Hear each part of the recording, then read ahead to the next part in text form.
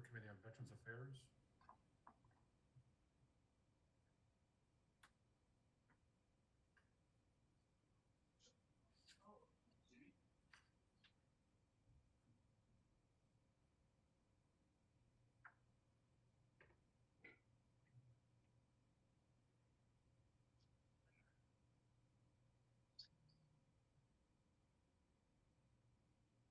So they told you to leave? There you go. I'm sorry, I thought it would come automatically. Hi there, Mr. Fox. I'm Todd Frederick, Chair of the Select Board. And thank you for coming forward to offer your candidacy to serve on the York Committee for Veterans Affairs. You know, so many of our committees in town our government is organized and managed by volunteers, and volunteers sitting on volunteer committees and boards makes York the special place that it is. So moving forward, we should be part of that. That's the other members on the call here to just introduce themselves. And Kinley, Mike, Marilyn. I'll just let you know, I've heard y'all introduce yourself twice. Okay, so you're good then. We can forego Save that. a little time if you like. All right, I like that. Good time management. So we have had an opportunity to take a look at your application. Is there anything you'd like to build upon that application you submitted to the town? And if not, we'll ask members if they have questions of you. I'll just let you know my credentials for this. I'm a veteran, obviously. I transferred up here about 4 years ago, and I'm a member of the American Legion here in town. And I'm also on executive board and treasurer of the Air Force Association, which is covering Maine and New Hampshire. And I also sit on the Veterans Board that reports for some reason to the governor of New Hampshire right now, because that's where most of the members are. So when I transferred up here, Paul, who's the commander of it, was asking for somebody to step up because Roger said they desperately need somebody as an alternate to interface with the Veterans Affairs Committee. I volunteered, so that's how I got into this. Well, thank you. Any members have questions for Mr. Fox? Hearing, Marilyn? I just wanted to say thank you for applying. I know Todd works very closely with that committee, and it's just a wonderful committee. So looking forward to working with you. Okay, thank you. So do you have any questions for us? No, not really. I mean, Barry has, we've only had, somebody asked if you went to meeting before. I went to the only meeting that I could get into, which was in November, and Todd, you were there. Right. And then we didn't have a meeting in December, so our first meeting is actually tomorrow night, which I told them I would try to get in this as quick as I could because I can't vote in case they need a quorum. So they keep looking at me like it's my fault. I said, I'll hurry as fast as I can. But we're dealing with actually probably the biggest challenge is making the veterans a little bit more aware of the services of the committee and so forth here in town. The veteran actually, I had to do some research for the questions the VA asks us. In York, we have a good number of veterans, but frankly, they're dropping quickly. And a lot of them are what I call kind of like I was a ghost veteran. I never used the VA. I didn't use the GI Bill and all that other stuff. I just was a veteran that just got out and just kind of went on with life. And so there's a lot of us that are kind of hidden from the operation, so to speak, because if we don't register if we don't join like the VFW or the American Legion, or if we don't ask for a special license plate, we're just kind of invisible to the whole process. So part of that is that they're invisible. They don't know that they have services that they could tap into. So that's one of our challenges in the next year. Great. So if you Kinley? Yeah, I was just I realized that you've attended one meeting and have no responsibility to be an expert on what's going on, but you mentioned that we're having quorum difficulties, and my list here shows you full membership with 2 vacant alternates. That's what I'm going to be as an alternate. but I thought you suggested that they were having trouble getting a quorum together. Are people like in Florida or? Well, you'd have to ask Roger and. Okay, as I said, I know you're not an expert, you're just trying to join, but it. Or you can ask, I mean, Todd's our board of selectmen. I mean, sometimes it ends up, they've got some stuff and I think they're like one person short. So, you know, that just delays them a month unless Right. they do Zoom. So the more, if they have an alternate there, I think they guarantee they can vote and move on. Thank you. So this evening, you've heard me say it 2 other times, but K2, new business, will be board and committee appointments, at which time this board will take a vote on your candidacy to sit on the board. And if it's an affirmative vote, the town manager's executive assistant will give you a call and begin the paperwork that you will need to execute to serve on the committee with your portfolio. So you Okay, can. thank you. All right, thank you. Okay, bye-bye. Okay, we ready to just open the regular meeting at 7? So with that, call the meeting to order of the York Select Board, meeting number 2 for our board. And with that, we ask everyone to please stand for the Pledge of Allegiance, and the town manager does have a flag for the screen. If I can be authorized, Catherine. Hey, Catherine, I need authorization to screen share. Sorry, hold on one second. Okay. All right, should be good.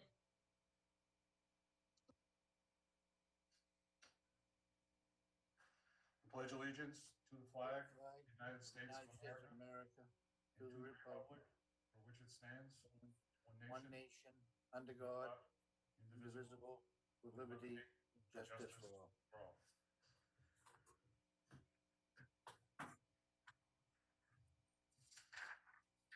All right, so first order of business is consent agenda. Hey, There- Todd, I just have a quick question. Yes. Do you want me to let everyone who's presenting in now, or do you want me to let them in as it comes up? Presenting on the agenda? Yeah. If you want to let them in now, that's fine. Okay. As long as they're on the agenda, yes. So under consent agenda, we have several items. One item, January 10th, 2022 meeting minutes. Item 2, business license renewals, food for thought, Odd by Nature, and York House of Pizza. And 3, review of citizens forum question and answers from the January 10th, 2022 meeting. I move to accept the consent agenda. Is there a second? Second.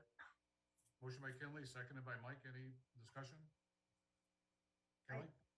I do have some comments on the minutes. First one is somewhat trivial. The 6 o'clock quarterly update with the town manager, others present.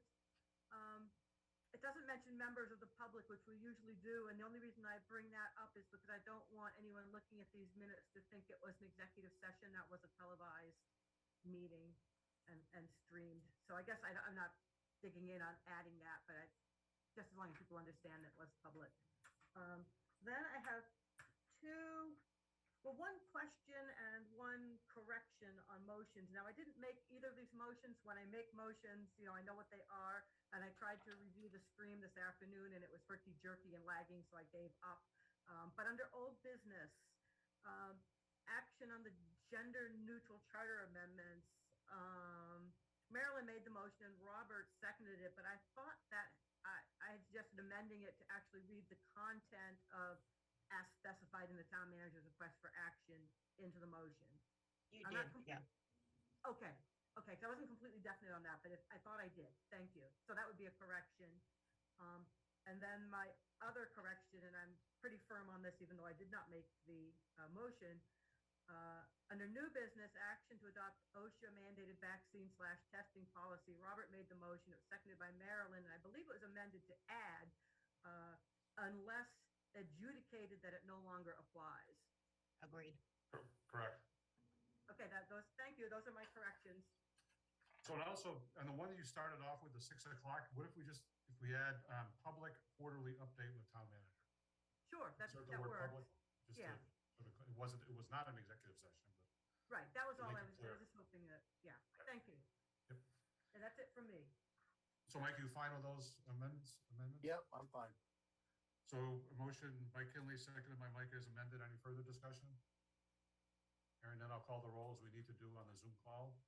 Kinley, Yes, Mike, Yes, Marilyn, Yes, Robert? Yes. The chair votes yes, motion carries 5-0. We dispense with minutes. Chairman's report, I have nothing to report this evening. We'll go to item D, manager's report. Thank you very much. Good evening. I have a few things for you tonight. It's been a little bit busy. So one thing we talked about, probably a year ago, was getting a survey of the property the town purchased at Mount Agamenticus back in 1980. There was a draft survey done roughly 20 years ago that was never completed. There was a lot of work left to be done. We did fund that as a budget item. And I wanted to report that the Parks and Rec Department has been working with the surveyor at Titcomb Associates. They do have some draft maps that they're starting to develop. One up at the summit, so they can deal with the summit parking lot application with the planning board for the new parking lot. And the other is the area to the southeast, where they have been concerned about possible encroachments over the years. So those are the two areas they're starting on now. Nowhere near to spending all the money at this point, so they're making good progress within the budget. And I just wanted to let the board know, if anybody wants to see the draft plans, I can forward an email. There's not a lot of detail to share, but they do exist. So that was good news.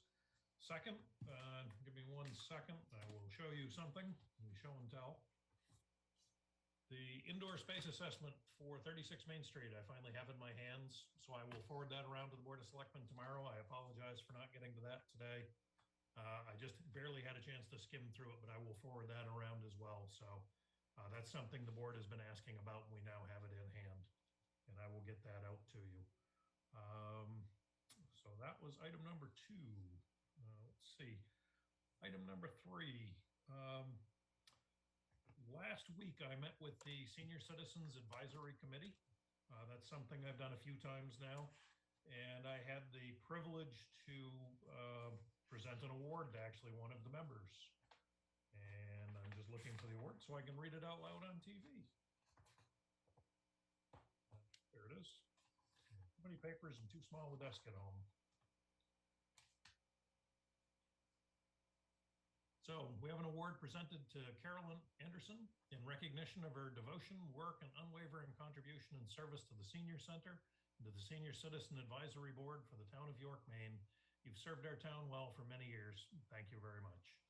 And we gave her an actual plaque. This is the markup sheet we got from the manufacturer. So we awarded her that last week at the meeting. So that was one of those happy events, thanking somebody for years and years of public service.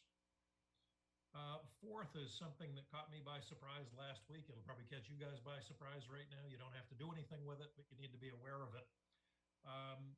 There is an organization in town that wants to apply for a community development block grant application, CDBG. It is the Workforce Housing Partners. They're the ones developing 63 units of housing, or proposing to develop 63 units of housing immediately adjacent to Hannaford. So they are going to be looking for CDBG funding. We found that out on the 19th. I have to have a letter to the state by the 28th indicating we would like to be applying. So it's not actually an application. It's basically to demonstrate that the town is an eligible applicant.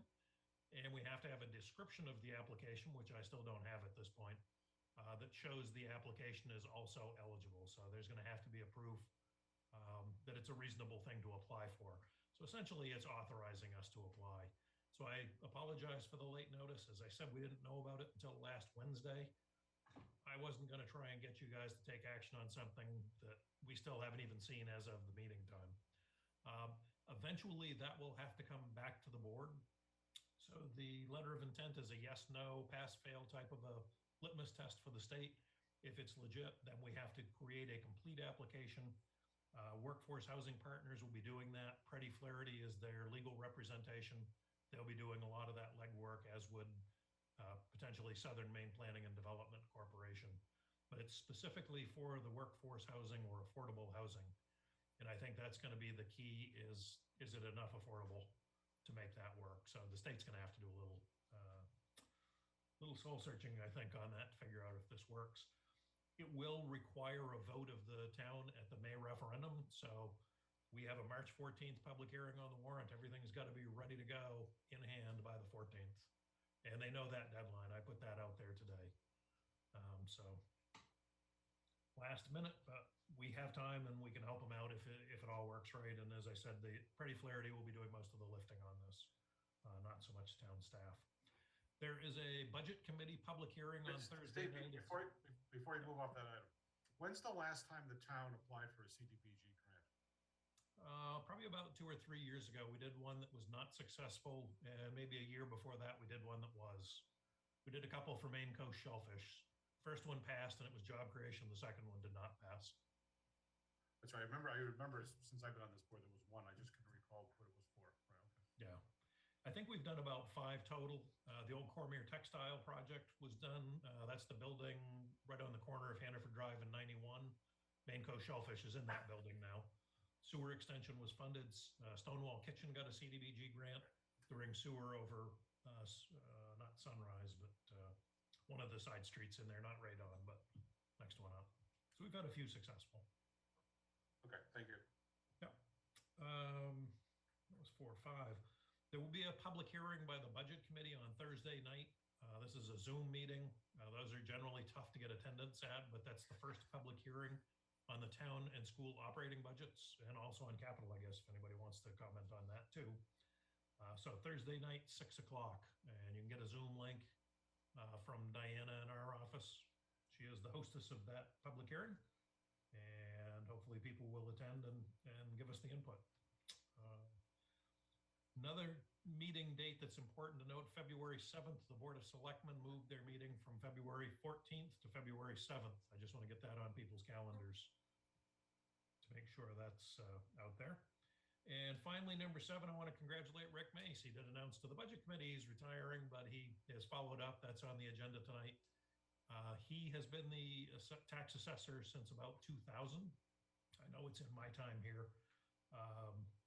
But he's had a long run as the assessor, went through a reval. He's maintained great, I don't know if you call it records or the assessing process has been maintained. If you look at a reval, the cost of one of these things today is roughly in the $1 million to $1.5 million range. So if he wasn't doing a good job, that's the type of expense we'd be looking at periodically. So he's done a great job, he and his department have, and just want to congratulate him on his pending retirement this coming summer. And that's what I've got for you tonight. Any questions for the town manager? Thank you, Steve.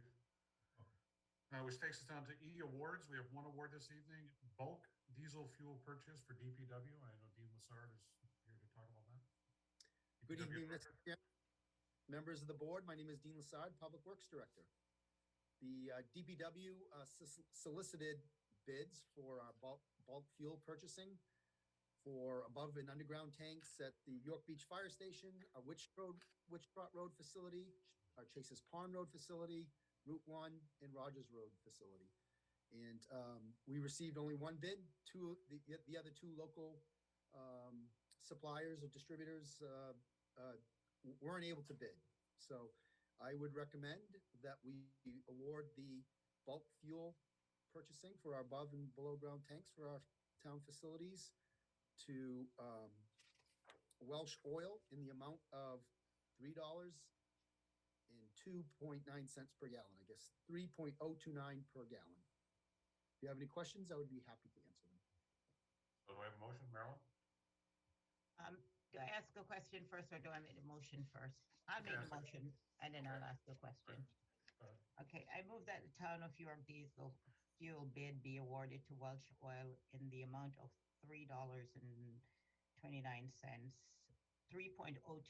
cents per gallon delivered. Is there a second? And we'll open up for questions. So seconded by Robert. Question? Go ahead, Marilyn. Question? So Dean, when I'm looking at the he sent you the terms. I'm looking at the terms. It says right underneath it, due to prices needing to be adjusted 3 business days before contracts are considered. Wells reserved the right to void or renegotiate contract price per gallon due to rapidly changing market conditions, which in turn can have a significant impact on forward contract prices. Is this going to change this bid moving forward, or what's going on?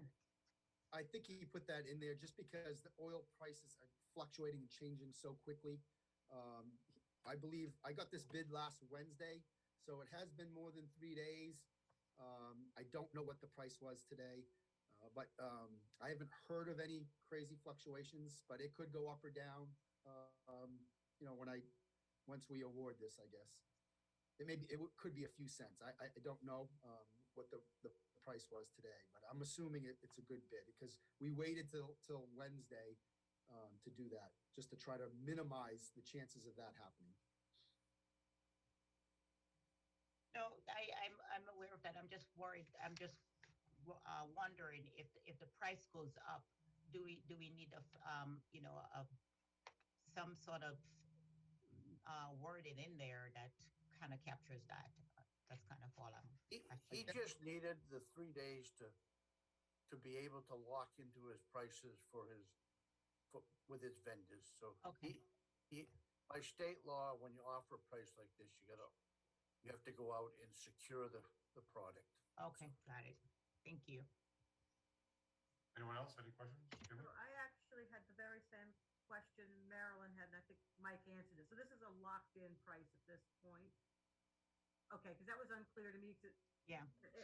In one paragraph that Marilyn didn't read, it sounded locked in, but then there was a paragraph she did read, and I saw an inconsistency there and didn't understand it. Yeah, I think he was concerned if this did not get on the agenda tonight and it was pushed off for a couple of weeks, that he wouldn't be held to this price. And I think that's why he put the language in there. But we waited, I got to get the action forms in on Wednesday. So we waited till Wednesday afternoon to get that price and write up the action form. So I think we're good.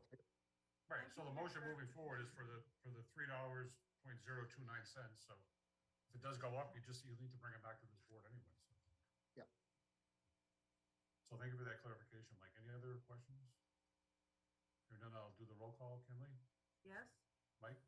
Yes. Marilyn? Yes. Robert? Yes. Chair votes yes, motion carries 5-0. Thank you.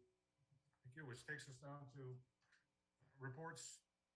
And there are 3 reports, so if the members will allow the chair to just shuffle around a little bit. We'll do number 1, introduction of DeCarlo Brown Land Use Planner. And then I'd like to move Municipal Service, Social Services Review Board Annual Check-in, Pat Connor, up to number 2, and then the full report down to 3, if the board's fine with that. And I see that everybody's good. So I guess with that, I'll call on Dylan to introduce our newest town employee in the planning department. Yeah. Yes, thank you, Chair, members of the board. It gives me great. I don't know what happened to me. You better broadband or something. I don't know what's going on here. Anyway, it gives me great satisfaction and relief and hope and all those positive terms that I want to just keep going on and on about to introduce DeCarlo Brown, Land Use Planner. DeCarlo is somewhere on my screen. There you are. There's DeCarlo. DeCarlo comes to us from Pennsylvania, but most of all of his planning experiences out of Maryland, where he's had a little over 3 years of planning experience, certainly doing projects and permitting. He also comes to us with a master's in environmental planning as well as geography from Towson University. We're very excited. We have him kind of throwing everything at him in the kitchen sink, see how he handles it, but he's doing great. I just want to say thank you, DeCarlo, for being patient with me and with us as all these projects are unfolding. And we're just kind of, trial by firing hose right now. So we're happy to have him. He seems happy to be here, which is good. The first snowstorm didn't scare him away. And all the people that have come to say hello have been very gracious and great so far. So welcome to Carlo. Thank you. The food's been great here so far, so that's the only thing I was worried about, and I've been pleasantly surprised. So my name is DeCarlo Brown. I am your new land use planner, working with Dylan and the rest of the team. I'm really glad to be here. My whole education and professional career has been in coastal towns, and studying and working with coastal tourist towns to make sure that their vision of their town comes true. So I'm very happy to be here, and I'm very excited to work with you all to make sure your plans for the town actually become a reality. So thank you all for having me tonight. Great. Welcome. Anyone like to, any board members want to ask DeCarlo any questions or make any sort of welcoming statement or anything? Robert? No, I just want to welcome you. I saw you at town hall the other day, so this is Robert Palmer. Welcome to the town. It's great. We're really glad to have you here. I mean, Dylan's okay, but we really needed another planner. So thank you for being here, and it's a wonderful town. So Welcome, DeCarlo. I wanted to welcome you. I'm usually stopping in to see Dylan and chatting his ears off. So if you're in that room with him, don't know if you can fit in there, but he has to move around a lot of paperwork. But welcome, and look forward to working with you moving forward. Mike? Yeah, DeCarlo, welcome. As probably the person that's more engaged in land use in the town of all the selectmen, I really look forward to working with you on those issues and see what we can put together to make the town better. So I look forward to it. And Kinley? Just welcome to Carlo publicly, as I did privately while you were trying to get out of town hall on Friday afternoon. But thank you for coming to York, and look forward to working with you as the others do. Great, great. And well, DeCarlo, welcome again, in official capacity or in a board meeting where we exchange pleasantries sometimes in the morning out in the parking lot. Some mornings are kind of colder than others. But you talked about coastal communities you worked at. Could you just tell that there's probably a very large viewing audience tonight? Some of those communities you've worked in the past? Sure. So I started my work with Charles County in Southern Maryland. It is right outside of DC. And so it kind of acts as a bedroom community to that area. If you know anything about DC, the property market is rapidly changing. And so the time I was there was a lot of development in a short amount of time on a main road that was owned by the state. So I've seen some of that type of development happening and the consequences and opportunities that provides. Next, I went to Anne Arundel County, and I worked on a lot of zoning matters for them. And Anne Arundel County has a very old history of subdivision before zoning was actually implemented. And so there's a long history of trying to work with the already built environment and trying to make changes in accordance with what people want to see going forward. And I'm having to deal with some of the challenges for environmental storms and erosion and those type of issues. And then I went to Calvert County, where I was the environmental planner for the county, where I worked on a lot of issues related to climate change adaptation. So basically, dealing with a bunch of the issues that no one really wants to deal with, but you have to deal with because these things put our investments at risk. And so mitigating that risk and exploiting that to see basically what opportunities there are to leapfrog ahead in both economics and community development to make sure that that's a place where people want to go. And Calvert County is actually a place where there's more boats than there are people. So that's something that I looked for going forward. And so when I saw the opportunity to come to York, I just leapt at it. And so that's a little bit of my background. We certainly thank you for that. And a lot of those things, in smaller, relative magnitude that we're dealing with here in New York. So it's great to have your history and background on those issues brought forth here in our community. So thanks for being here. And thank you for joining our meeting tonight. And look forward to working with you. Thank you all. Okay, so moves us down to reports number 2, which is Municipal Services Review Board Annual Check-in, and we have the chair, Pat Connor, here. Good evening. I'm glad to be here. I am Pat Connor. I'm the chair of the Municipal Social Service Review Board. And I'd like to just give a quick shout out to my other members, Katie Dodge, Maureen Jello, who I think recently was approved by the board, Ross Berger Hirschfield, and Bob Lutman. Our job is to review applications that come into the town from nonprofit organizations that are looking for funds in order to support services that are provided to York residents. We really see many of these agencies as really the safety net for our most vulnerable populations, all the way from preschool services all the way up to elder services. And I think we're all aware that with COVID over the last 2 years, it has presented greater challenges to provide services that maybe in the past have always been provided face-to-face, but now have to have a virtual platform. So this year, our application goes through the town website, and by October 15th is the deadline. We received 12 applications, 3 of which were new applications for this year. And what happens is that we assign each of those agencies to one of the team members. And our job is to, in the past, it was always to go out and do a site visit. Sometimes that hasn't happened in the last couple of years, but obviously to do a pretty extensive telephone interview with the applicant to determine if indeed they have the financial stability, whether or not they have the capability to provide the services, what services they've provided to York residents, what services are unreimbursed. So basically, there are services that are reimbursed to the agency through insurance or through a grant. What we're looking for is what services are provided to York residents where the organization has not have some revenue stream in order to get reimbursement.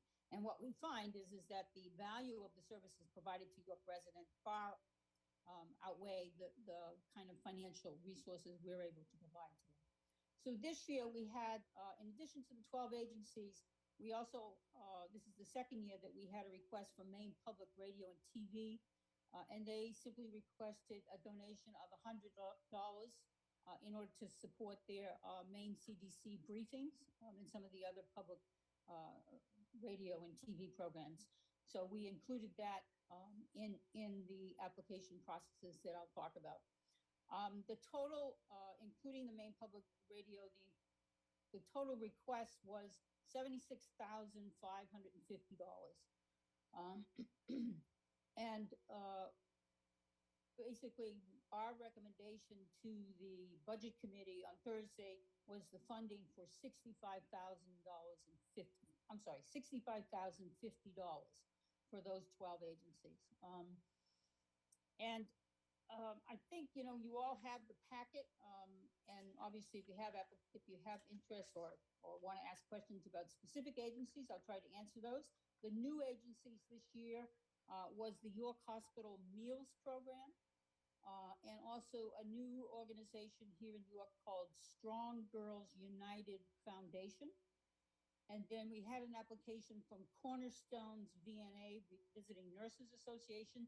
They had previously applied in the past, but did not apply. I think it was the last couple of years, but they did apply this year.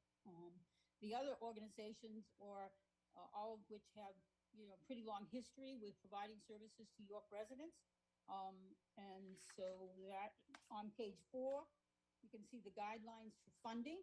That's basically what we're asking each organization to provide to us, so that we feel it's a balanced playing field, so that we're getting consistent data from each of the agencies. And if we don't get the data that we think is necessary for us to make decisions, then we go back to the agency and we again make requests. And sometimes that works out fine, and there are times when they are unable to give us that data that we need, and then we'll make a determination about whether we want to adjust the recommendation that we make. And we did do that with a couple of the organizations this year, some based on lack of data, some lack was related to some other issues. So if you look on, or if you have your thing on page 5, it will tell you that the value of the services provided to York residents is $1,775,129. So you can see that we're basically recommending 65,000 plus for reimbursement to those 12 agencies. But that just really begins to touch on the real value that these services provide. And again, with COVID, all of our agencies have had to continue to be creative in terms of how they provide those services. We saw a real increase in the number of requests for services from Caring Unlimited, which is our domestic abuse agency. We all know that has, across the country, has seen an increase as a result of COVID, as a result of isolation, as a result of people being sort of confined to their homes, that there's been a real increase in the amount of domestic abuse and thus the request for services for that. So with that, if you have any questions, I'd be happy to answer them. Any questions for Pat, board members? No questions? Robert? Hi, Pat. So the number, I think, the number on my sheet is 64,950. Did Right. something change to that number? Yes, because when I wrote up the report, we had not gotten or approved the $100 request that came from Maine Public Radio. So if you add the 64, the 64,000. 950. Yeah, I'm sorry. Yeah, 64,950. we needed to add the extra $100 in, and we didn't do that.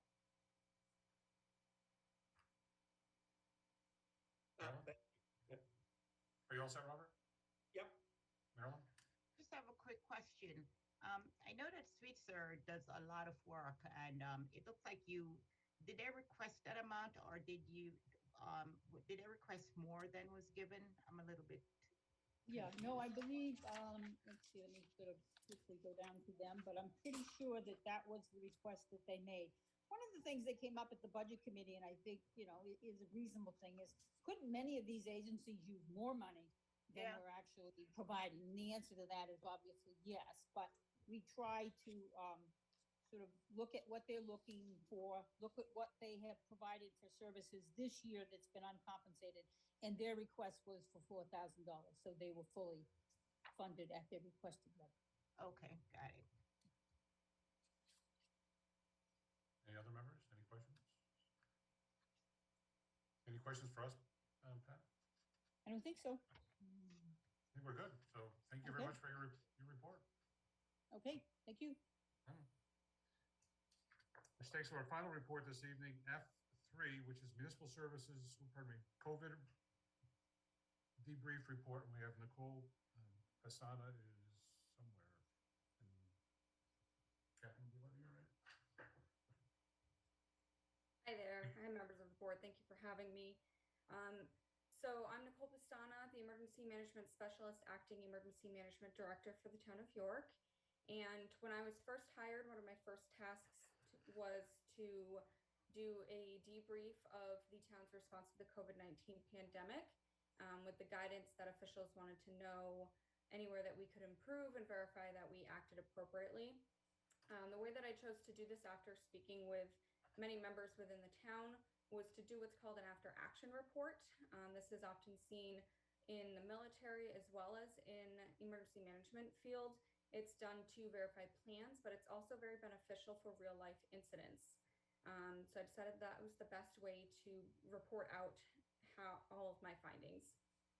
My goal with the reporting was just to kind of show anywhere that we needed improvements. My goal was not to place blame on anyone in any way, as I think we can all say that everyone was working as best as they can in these unprecedented times. Many of the concerns I bring up, I more than likely do not have an immediate solution to. There's something that will require much larger, in-depth conversations to fix. And also, while I may reference some local organizations that I spoke with and that are heavily involved with the town, such as the Chamber of Commerce or YCSA, my recommendations for improvement focus only on town departments, as those are within the span of control of this board and town officials. So all the board members, you did get a copy of the full report ahead of time, and for anybody who's watching, you can find this report on the website underneath the COVID-19 information page if you scroll to the bottom. It is also in the document center underneath COVID. So I'm just going to share my screen here.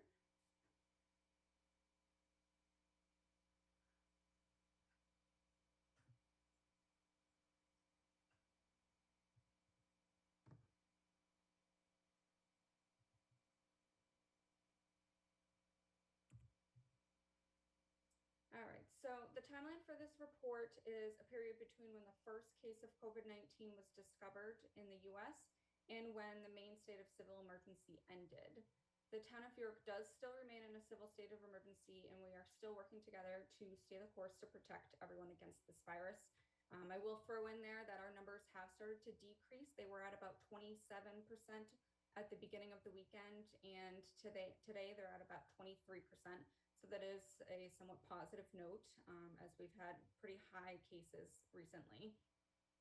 So every department head within town offices were interviewed as part of the debrief.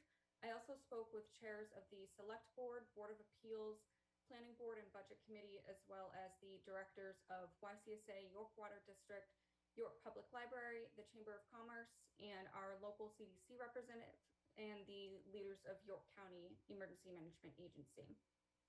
Those interviewed were asked some questions to reflect on how the pandemic had an effect on their department's daily tasks, and if they felt there were any limitations that could have been better planned for should a similar disaster occur, such as a lack of any equipment. Similarly, they were asked to discuss any areas in which they felt the town excelled and where the town fell short. Interviewees were encouraged to be open and honest when discussing areas that they felt the town needed to improve upon.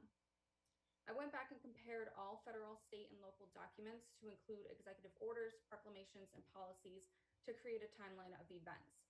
This timeline revealed that the town responded to the release of information and guidelines in a timely fashion throughout the pandemic.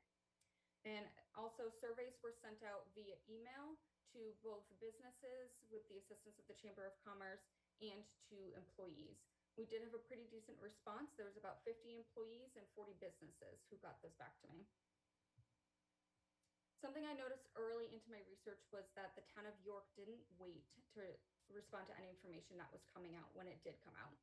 While it may have felt like a long period of time between when COVID was first discovered in Washington state and when it reached the state of Maine, it was really only about 6 weeks, and it was only 2 weeks between when the CDC recognized and notified that this had the potential for a widespread localized outbreak and when it came here to Maine.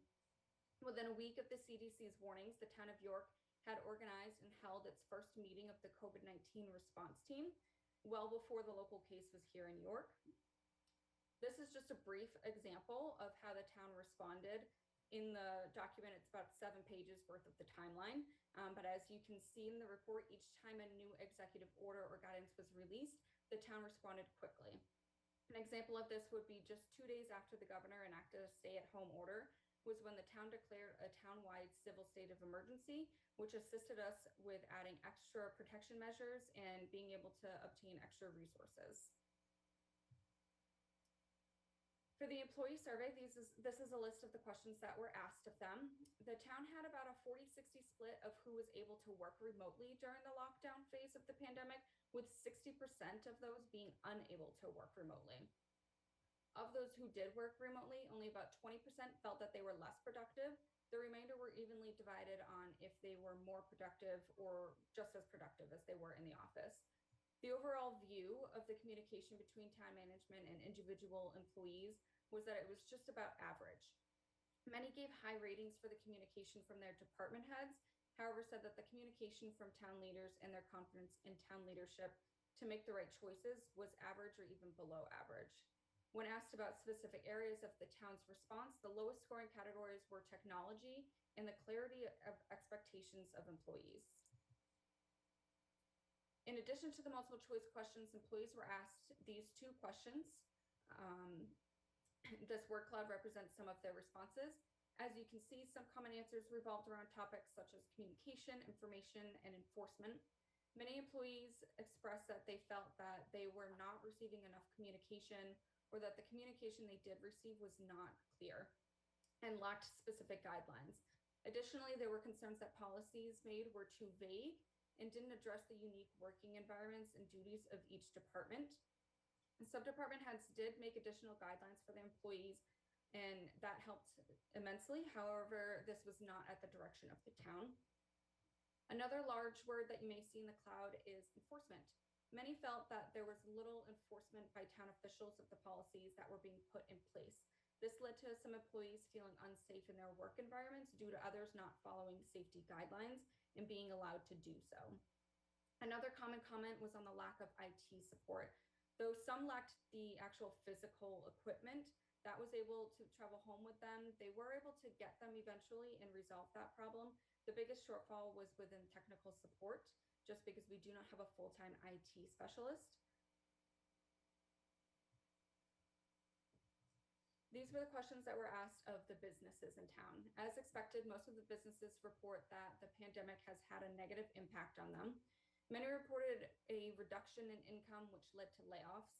Employers also struggled keeping staff due to employees having issues with childcare and the need to stay home to care for a loved one. On a more positive note, many felt that in the future they foresee themselves having a stronger connection with the town. Within the field of emergency management, we're starting to see the development of whole community approaches to planning. So for me, that was really reassuring to see that businesses wanted to have a closer connection with the town. Most of the businesses felt that the town did do a great job in addressing the pandemic. Where they did have some concerns was in terms of communication and flexibility. Some businesses felt that they had difficulty accessing town business, such as obtaining permits. One of my recommendations that you will see is for the town to keep working towards utilizing online programs for various departments. I know the clerks are diligently working to have the ability to process payments, and code does have some options online as well. Where they felt that the town could have been more flexible was when enforcing restrictions. While I personally can't necessarily advocate for leniency, I can advocate on the behalf of saying that most of these businesses did want to follow the rules. They wanted to do the right thing. They just maybe didn't understand them completely or have the tools to do so. When there was even more misunderstanding, they just needed some assistance with that. Going forward, if there's an emergency situations that require businesses follow unusual guidelines, we should provide a better point of contact for them to ensure they fully understand the guidelines and are able to access any tools that they may need to be in compliant.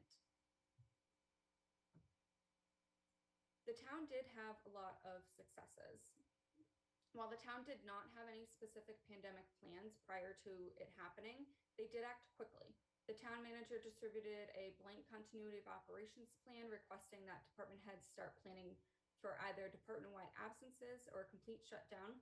The school dusted off their pandemic plan for H1N1 and discussed how to adapt it to this new pandemic and distributed it out to the school community. When reviewing the messages sent out from the town manager's office, it was evident that the first goal during all of this was to keep everyone safe and employed. There were only 2 employees that were furloughed throughout the entire town. They were both at the Center for Active Living, which had to unfortunately close its doors early on based off of the services that they provide.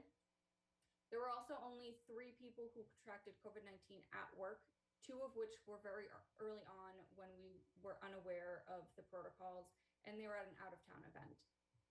As information came out on guidelines to follow or precautions to take, the town made every effort to swiftly follow them. There was an overwhelming support for the COVID response team meetings. Many stated that at times it was their only source of information. This team was developed to include the whole community and not just municipal employees, so it was a great resource for many. Because of this, I will actually be taking over that team and continuing it forward as the York Community Resource Team. At this point in time, we don't know when that'll happen. It'll still depend on on how the pandemic plays out. So as we find ourselves moving away from pandemic discussions, we'll shorten the number of meetings to just 2 a year, and the group membership will become more diverse to ensure a whole community representation. The select board also found a way to keep their meetings to ensure it was as much business as usual as it could be. The clerks and code offices found ways to adapt their daily tasks to limit exposures, and Parks and Rec adapted as many programs as possible to still provide for the town. Of course, these are just a couple of the examples. Every department within town adapted and showed how resilient they really could be. One of the first improvements that I suggest is that the town had really no plans for a pandemic. We did have a copy of the York County pandemic plan. However, that one focuses mainly on mass care and not how to maintain public and private day-to-day operations. It is a great starting point, and I'll utilize it going forward. However, we need to make one that is more specific to the town, and that is something that I myself will be working on. Many reported also not having enough IT support. If we had a full-time tech support, we potentially could have gotten town services placed online quicker and easier as well. So I do suggest that the town look into conducting a study to determine if our current IT support access is enough. The most common complaint from everyone I spoke with was that they felt that there was a lack of communication and sharing of information. Many knew that the COVID response team meetings were happening, but they were unaware of what was being discussed in them. They saw the few updates that were being sent to all staff via email, but felt there had to have been more information that they were not being provided with. The reality of the situation really was that there just was not information to be shared. The town did put up COVID-19 information on the town website. However, it was often disorganized and not always updated. Going forward, I feel that the town needs to work on identifying a single point of contact who will organize and distribute the information in terms of emergency situations. Obviously, you guys have already started with that with entering in my position into the town. It is also important for both employees and the public to know when and where updates will be provided.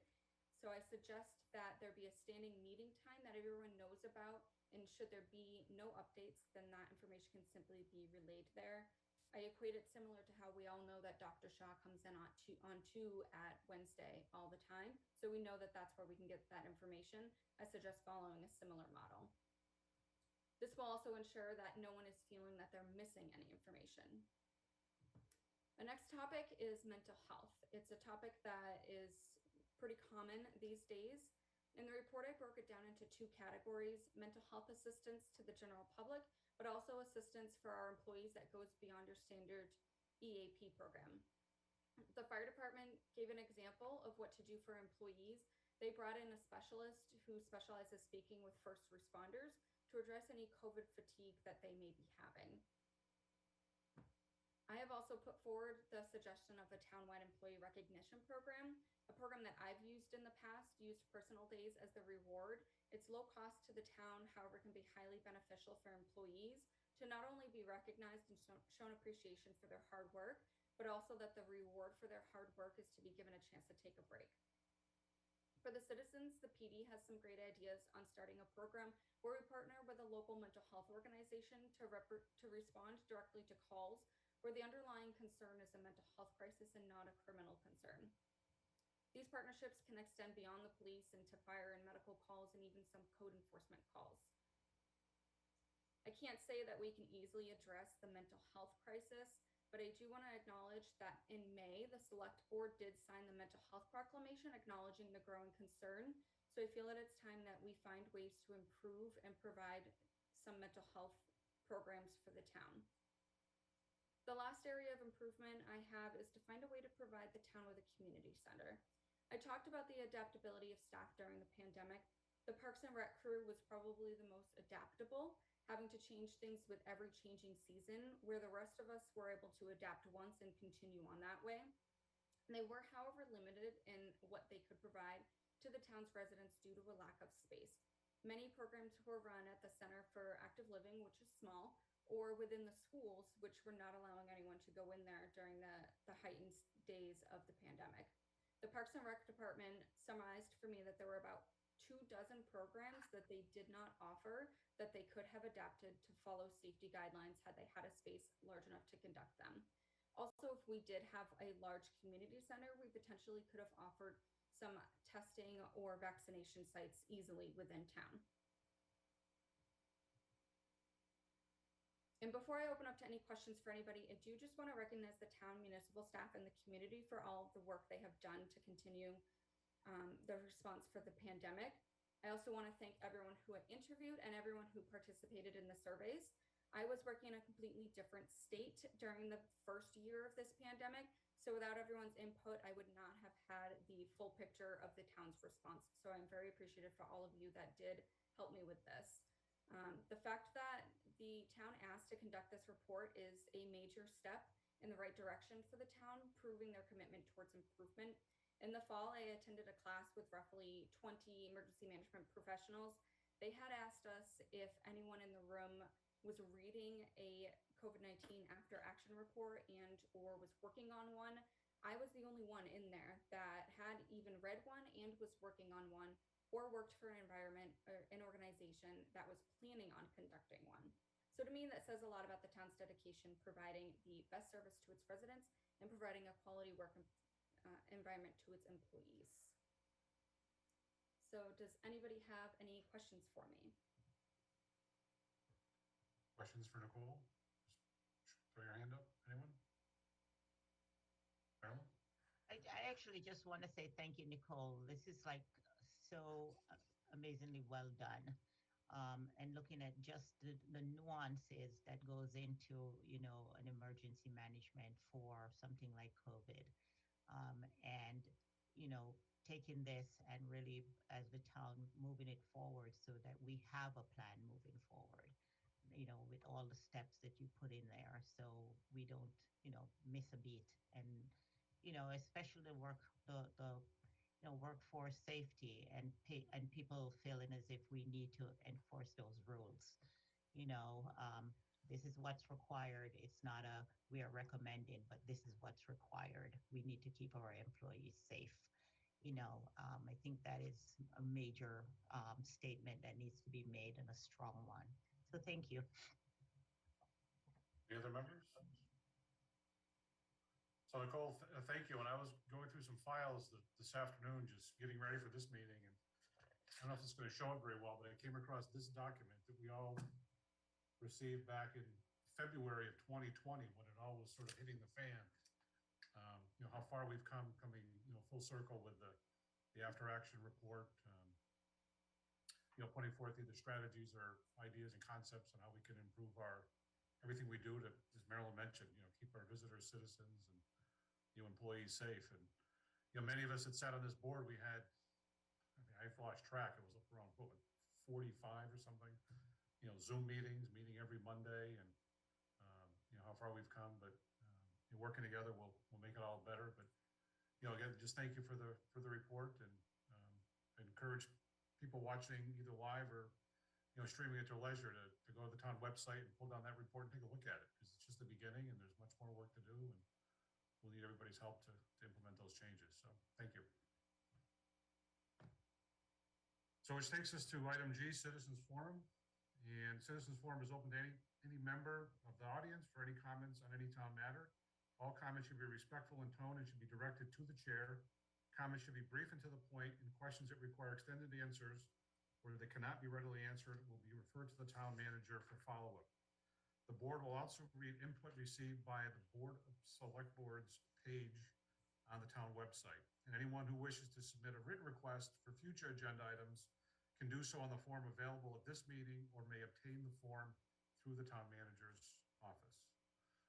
So before we have those read in off the website, is there anyone in the attendees room that would like to submit any public testimony under Citizens Forum? If you could raise your hand so Catherine could then let you in one at a time.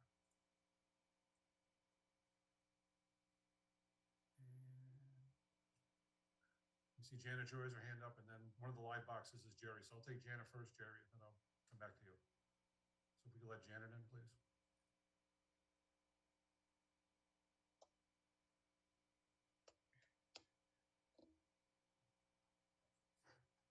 Hello. I'm just wanted to say I'm excited about DeCarlo. Pat Connor's information was wonderful. Nicole's report was great. I'm excited to read more about it. I feel like all those things and a focus on safety and mental health all go along with what York wants and what the York Connects Pause and Plan Committee wants for technology. That safety and mental health goes right along with that. So I'll throw it out there and tell you that New Hampshire State had hearings about broadband and the issues around wireless, and are bringing forward a bill with setbacks and monitoring, which nobody has, because they feel that their state needs to offer some protections to the towns which are fighting this battle alone. So if you think we're the only ones, we're not. There's a lot of talk out there, and I'm keeping it on the radar because I always pester you. Thanks for being there. Thank you. Jerry Runte.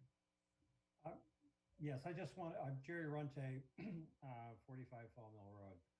I just wanted to add my support to the recommendation coming up later regarding Nicole and the Director of Energy Management.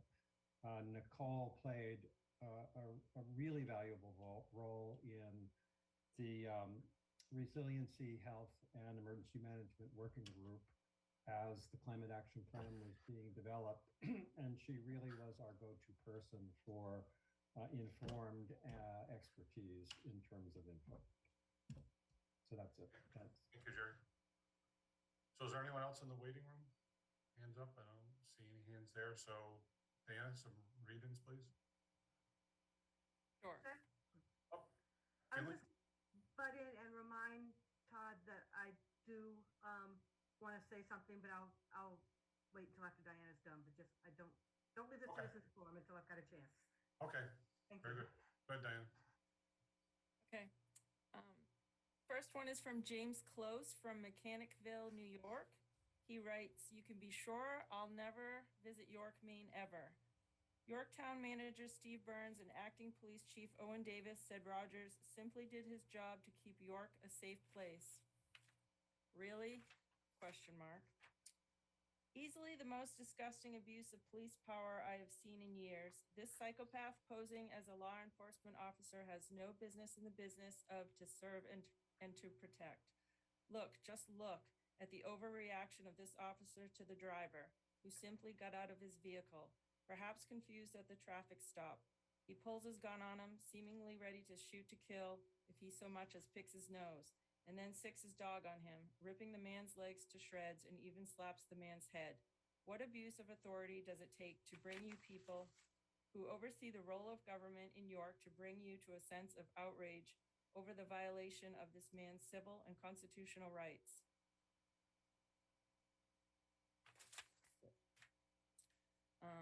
Robert April, I hope I'm saying that right, from York, Maine. He writes, "We would like to thank the Board of Selectmen and Harbor Board for their continued dialogue and efforts on the potential to install new docks in York. We live on the river and are passionate about this subject matter. We are interested in maintaining high standards of care for fish and wildlife. We are equally interested in seeing fair and reasonable modifications to all for the installations of new docks in the town. My wife and I are fully support the next steps it will take to lift the very restrictive covenants currently in place. We appreciate your open dialogue and, more importantly, the progress being made on this issue. Bob and Patsy April."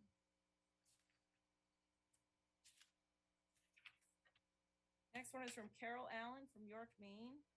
She writes, "My comments at the last meeting regarding gender-neutral changes to the charter will stand with the addition of my further comments. A new section as requested by the town manager, Article 3, Section 1.1 is new and a change to the charter. This section stating that a committee member can identify however they wish is a change to this charter. Have all these changes been reviewed by the town attorney? A charter commission needs to be formed to make changes to this charter. I served this board in town for 9 years, and this is the most outrageous power grab on our charter. I could only wish Bill Lehman and Hugh Dunstan, developers of the charter, were still alive. I'm sure they would have plenty to say, and it would not be Merry Christmas and Happy New Year. What you are doing to the charter means nothing. Leave well enough alone. Next is from Tom Martine and Garrison Rios from Cape Netick, Maine. I thought Dear they Miss- asked not to have that read. Oh. Okay, I'm sorry. Um,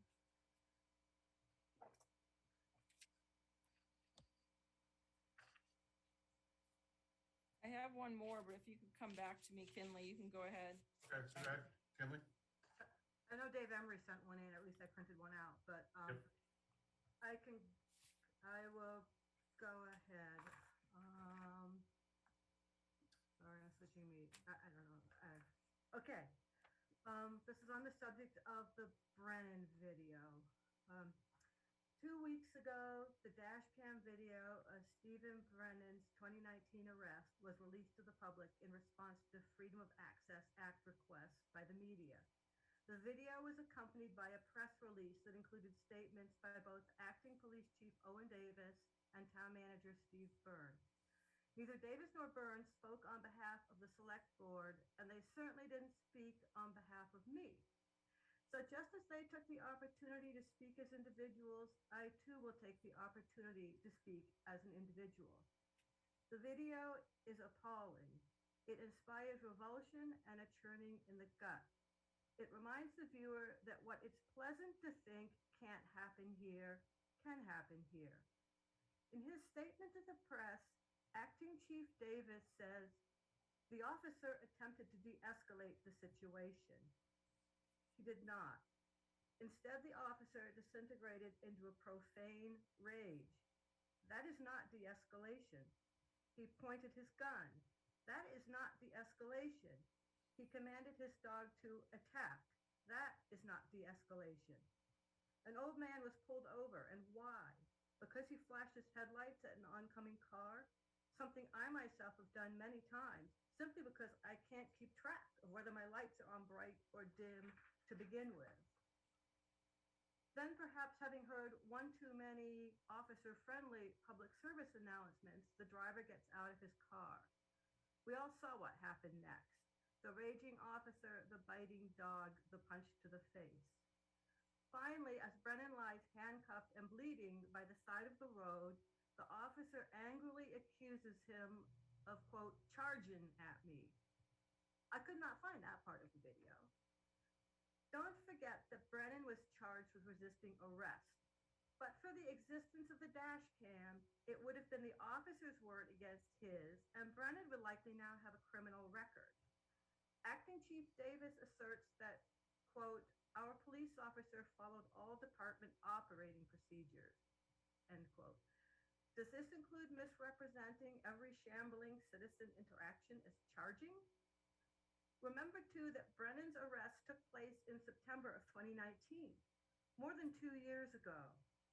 Back before George Floyd was killed by police and before debate about law enforcement tactics and practices burst into the mainstream.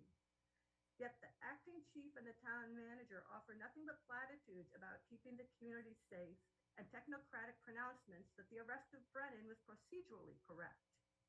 Have the currents roiling the country over the last year and a half not led to so much as a moment's reflection about those procedures? Moreover, police department operating procedures are not a zoning ordinance.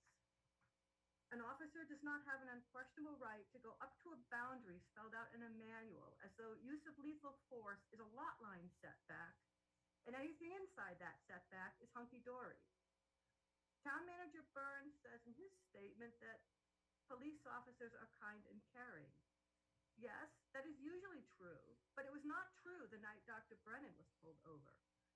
Town Manager Burns says police officers keep our community safe.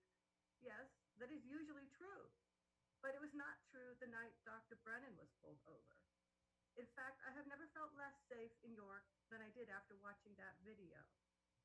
The video, as I said, is appalling. Whether it meets some bureaucratic standard of acceptability is immaterial to me.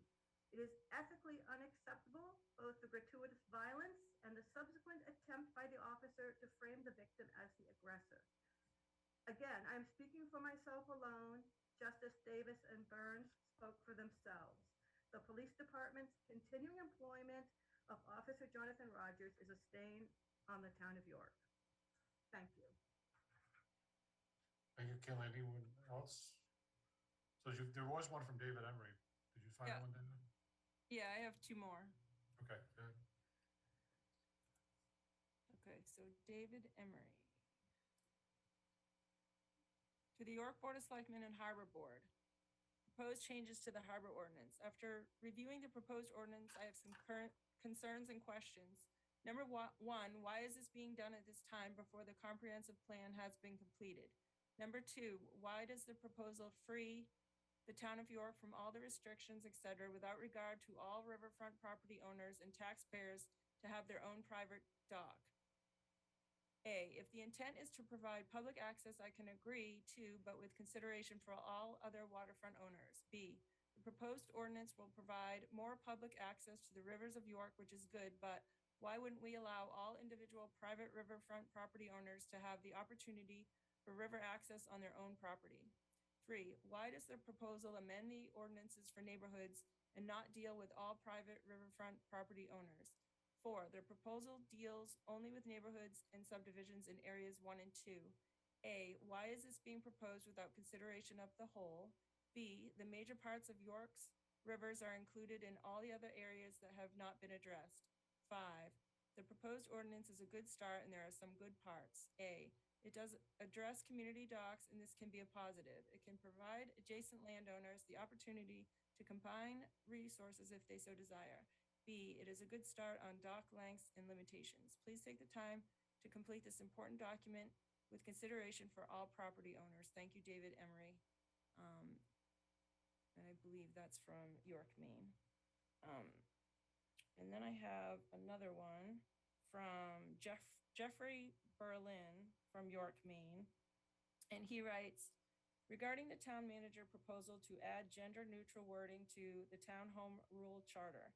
The issue of gender is fully addressed in Article 8, Section 10 of the Home Rule Charter, which states this charter is non-gender specific.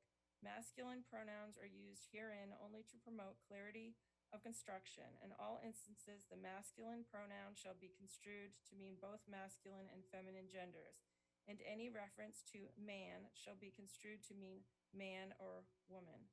The meaning of this statement is perfectly clear to any reader. The town manager's proposal is more than a minor change and would therefore require formation of a charter commission as well as legal review, which would be a waste of taxpayer money.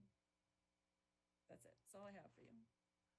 So Diana, Tom Martine and Gar Rios are watching the select board's meeting. Yep. And they just sent me a message that they would like their letter read this evening. So could you read their letter, please? Okay, yep, sure. Okay. So it's Dear Mr. Burns, Select Person Chair Todd Frederick, and York Select Persons. The intent of this letter is to provide an endorsement for Owen Davis in the selection process for Chief of Police of the town of York, Maine. We have known Owen directly since 2014 and indirectly since 2011 when his and our son Sam attended summer camps together through the York Recreation Department. In 2014, we returned to York to enroll Sam in CRES, where we had multiple interactions with Owen due to our sons at that time playing on several of the same sports teams. As an alternative, same-sex couple family, we were concerned about coming back to York to live full-time with our son. Our previous experience living in York between 1997 to 2004 was not always welcoming or inclusive. However, this time around was different due in large part to our interactions with Owen. As it became clear to us, he was not only welcoming, but much to our astonishment, he truly was interested in getting to know our family. In a small town, there are many different opinions and points of view about what makes a family and how that can shape a community. By Owen supporting us publicly at sporting events or other town events, he sent a clear message to the people of York that he is open and accepting of all people. It is an example and testament of his overall integrity as a police officer and human being. His actions demonstrated his deep commitment to diversity and inclusion. Our friendship has grown stronger over the years, allowing his son to take family vacations with us on several occasions to Florida and California.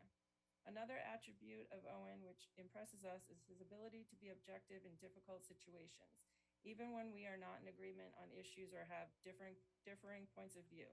He is always willing to consider and truly listen to our perspective while sharing his position and always providing enough space in the conversation for mutual respect. We think that is foundational for any true friendship. It is also a critical quality you'd want from a leader of the York Police Force. We have witnessed before the transition of Owen to role of interim chief of police that the officers within the York Police Department trust and respect him as a leader. This is another important fact that should be considered in the selection of a police chief. We are proud to call Owen a friend and our police chief. He has demonstrated an unwavering loyalty to the town of York and its citizens. A few additional items for you to consider. He was selected, attended, and successfully completed the rigorous FBI National Academy program. His ongoing commitment to creating and supporting events where the citizens of York can meet and interact with police officers, community policing. He served as the primary civil rights investigating officer for the town of York. Owen represents the best option for the chief role due to his connection with the community, the respect of his officers, and his worldview.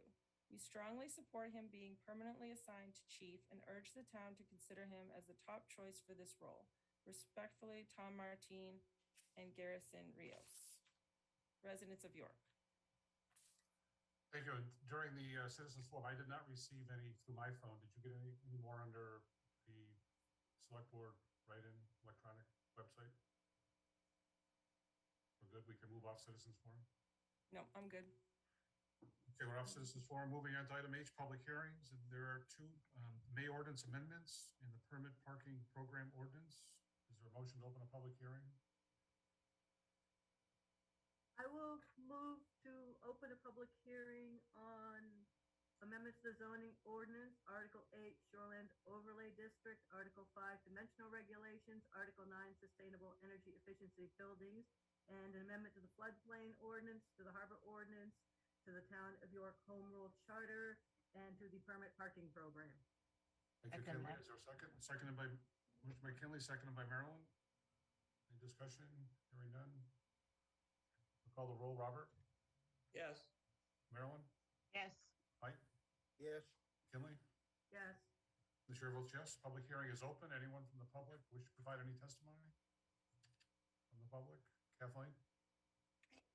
Hi, good evening. Thank you. Kathleen Kluger, Chair of the Planning Board, representing amendment number 1, which is Article 8 for the Shoreland Overlay District, and amendment number 2, Article 5 for dimensional regulations. As we discussed together during our joint Board of Selectmen Planning Board meeting in the early December, these changes are both the state minimum standards and are outlined in the text of the amendments themselves. The first one regards the requirement for pre and post photography of any kind of construction in the shoreland overlay area. The second, Article number 5 in dimensional regulations, speaks to the overhangs, and again, the only thing being changed is in the shoreland overlay area. And nothing is different from the time when we met with you in December. And if you have any questions about either amendment, I'm happy to answer them.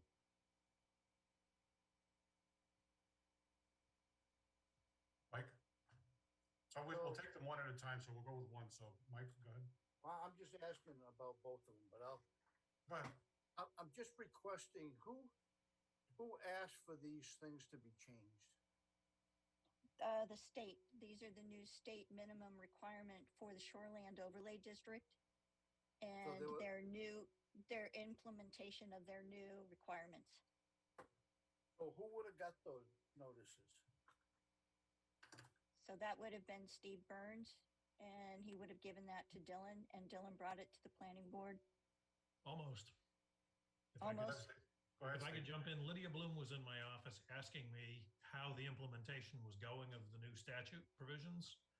And I told her I didn't know anything about it, but I'm sure code did, and code enforcement didn't either because DEP never told us. Normally they do a quarterly newsletter that informs us of changes like this. So it was something that I think caught everybody by surprise. The statutes had changed and nobody knew.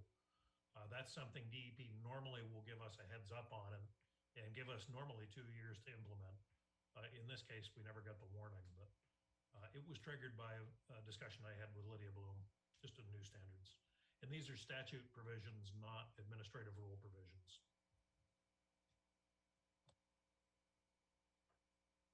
Any other members, questions on the Article 8, sub 1, or Article 5, 2, dimensional regulations? Kinley? I just have a very niggling stylistic comment that in the statement of fact for both of these amendments, it says to maintain consistency with the minimal state shoreland requirements, not minimum state shoreland requirements. I told you it was niggling, Steve. I was actually thinking that was substantive because it's not criticizing the state comments. It's supposed to be saying you're meeting the minimum standard. Right. You're right on. So on one Article 8, are we set on that, the other board members? Yeah. So moving down to Article 5, dimensional regulations. Mr. Robert, Chair, go ahead. can we go back to that for a second? Sure, yep. So I just have a question. This isn't actually some of the wording that's changing, but in 8.3.3.1, it says in the resource protection district abutting a great pond. Is that word supposed to be district or is it supposed to be sub-district? I don't find a resource protection district. I thought it was a sub-district of the shoreland district. Welcome, So Dylan. I will, yeah, welcome, Dylan. So that's something carryover from Steve Burns back when he was the planner, I believe. So yeah, no, it should be a sub-district. I might be too old, but it feels like this is like a Burl Ives song. We're following the bouncy ball around here.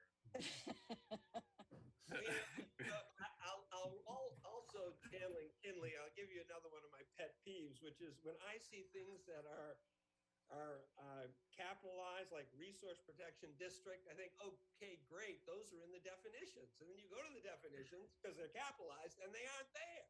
So, I mean, that's a pet peeve of mine. It's a good one. And if Kathleen? Did you have a question, Kathleen, or a statement? I just wanted to make a statement that I learned just prior to this meeting from Dylan that this will not be your only hearing on these two. Is that correct, Dylan? Because of the timing of converting from in-person meetings to Zoom. So there was an issue with notification. Well, the board will take that up when we take action on the amendments. So I believe that we will have another public hearing, but Right. the board needs to agree to do that. So number 1 was Article 5, Shoreline Overlay District. So we're set on that. And so moving down to number 2, Article 5, Dimensional Regulations. Questions from the board or the public? No questions on that one. Which takes us number 3, Article 9, sustainable energy efficient buildings. Any questions from board members or the public? Kinley? I have my usual proofreading, but non-substantive. Are you ready for those? Or? Yes, go ahead. Okay, I'm on page 6, so I'm B. The following types of construction should not be required to meet the blah, blah, blah. The word current appears twice, so I was going to suggest eliminating meet current before current MUBEX standards, because then you get it. Those are different standards. Maybe I'm going to retract that. So you're talking about current MUBEX standards and current IECC standards as two different things. Right. Okay. I'll go along with that. There is, three lines up from the end of paragraph C, two consecutive that's. And two lines up from the that's, I was curious, I just put a question mark over, 75 years or older may be exempt from some IECC 2021 standards, and the some, seemed indefinite to me, or vague.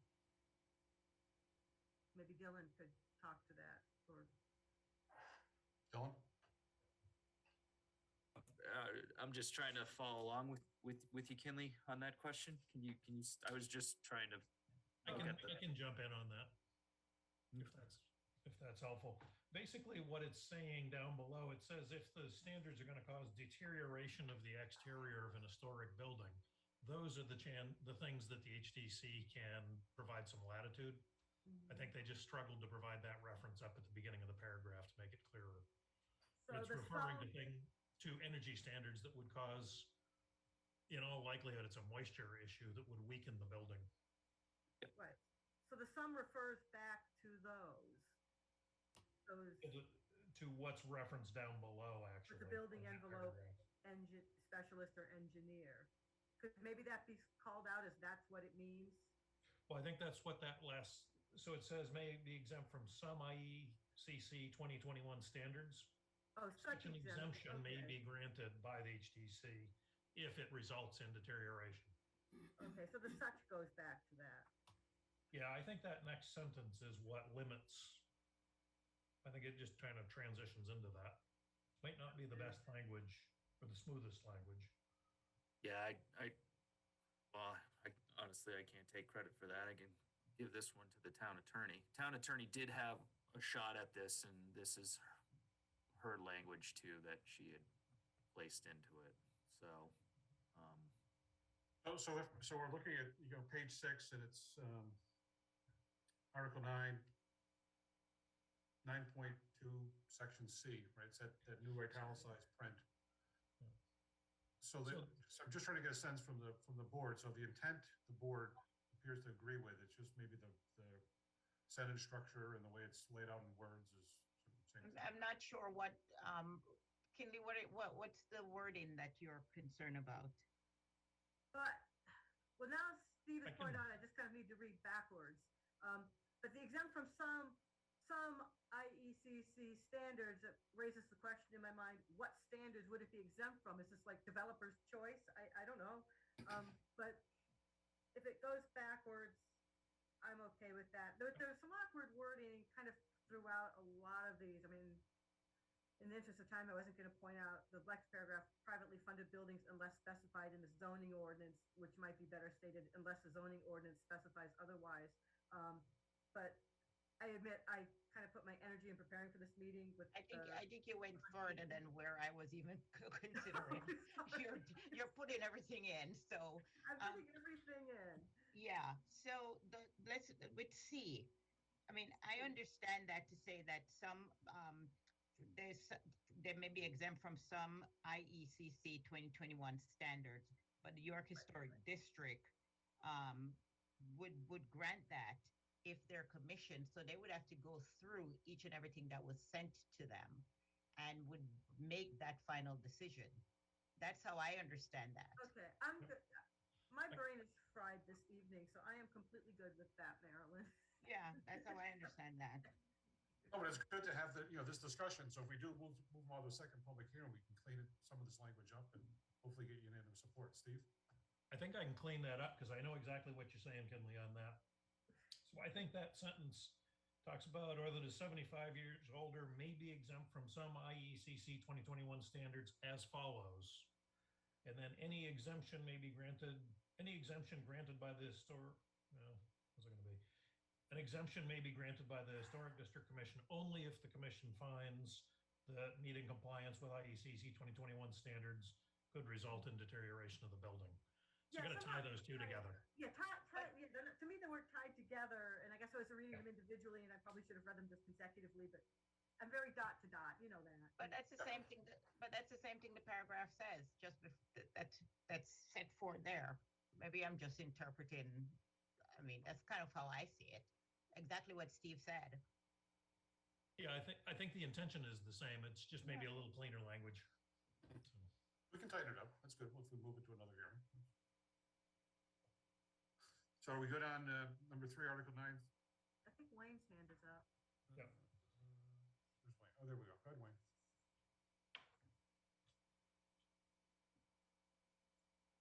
Lost Wayne. Where'd he go? So Wayne, your mic is off, so you just start over. There you go. Sorry about that. Maybe I can clear this up a little bit, maybe I can't. The Historic District Commission would be asked, as I understand it, to just, rule on anything. It would only be if the certified building envelope specialist or engineer that is part of the project came to the Historic District Commission and said,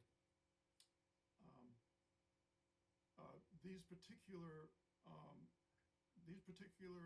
standards of the IECC 2021 could cause damage to the historic part of the building, specifically the outside of the building. And then they could, on listening to the expert testimony of the building envelope specialist, could then basically agree with them and rule that yes, those parts of the standards don't need to be followed because it would negatively affect the historic building.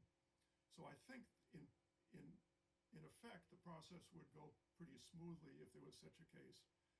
It may have been written better, but I will, point out, again, it was said, is that Dylan made sure that both, code enforcement and the town attorney had a good look at this before bringing it to you, and the intent was basically to make a more streamlined ordinance that was easier to follow, easier to do, and yet maintain the standard that the town has sought ever since the first sustainable energy efficient building ordinance was passed by the voters, perhaps at least back as far as 2008. So again, this ordinance has changed a couple of times over the years. This is as streamlined and is hopefully as easy to follow as we can make it, minus perhaps some of the particular wording. Mike? Thank you, Wayne. So wouldn't it be better if you created criteria for waiving this requirement? Because right now it's just an opinion. So basically it's going to be the opinion of an engineer that says it's going to do damage against a historical society that may or may not have the expertise in whether it is or not. And if it ever goes to court, what is the criteria that it goes to court with? I know when you look at the appeals board, if they were to agree to an appeal, you have to go down through a list of things that they have to meet criteria on to get that exemption passed. And this is just, and I understand why it's put in here was so that we could have an easier path to the town hall, right? Yes. Which I'm all for that. But this thing is messy. It's really based on the opinion of an engineer, whether and engineers, some people like them, some people don't. I mean, and I see this becoming a pretty controversial thing.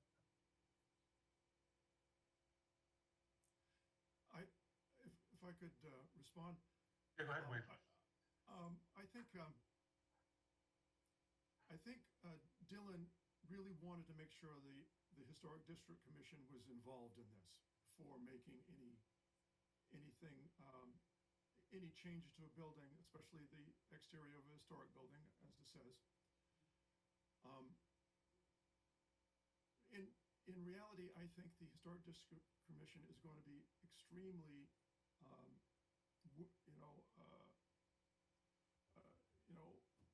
willing to bend over backwards to make sure that any standards, any building construction activity did not hurt the building, historic building. So I think that this, though it is awkward in a way, it was a way of giving the Historic District Commission a chance to make sure they got their 2 cents worth in.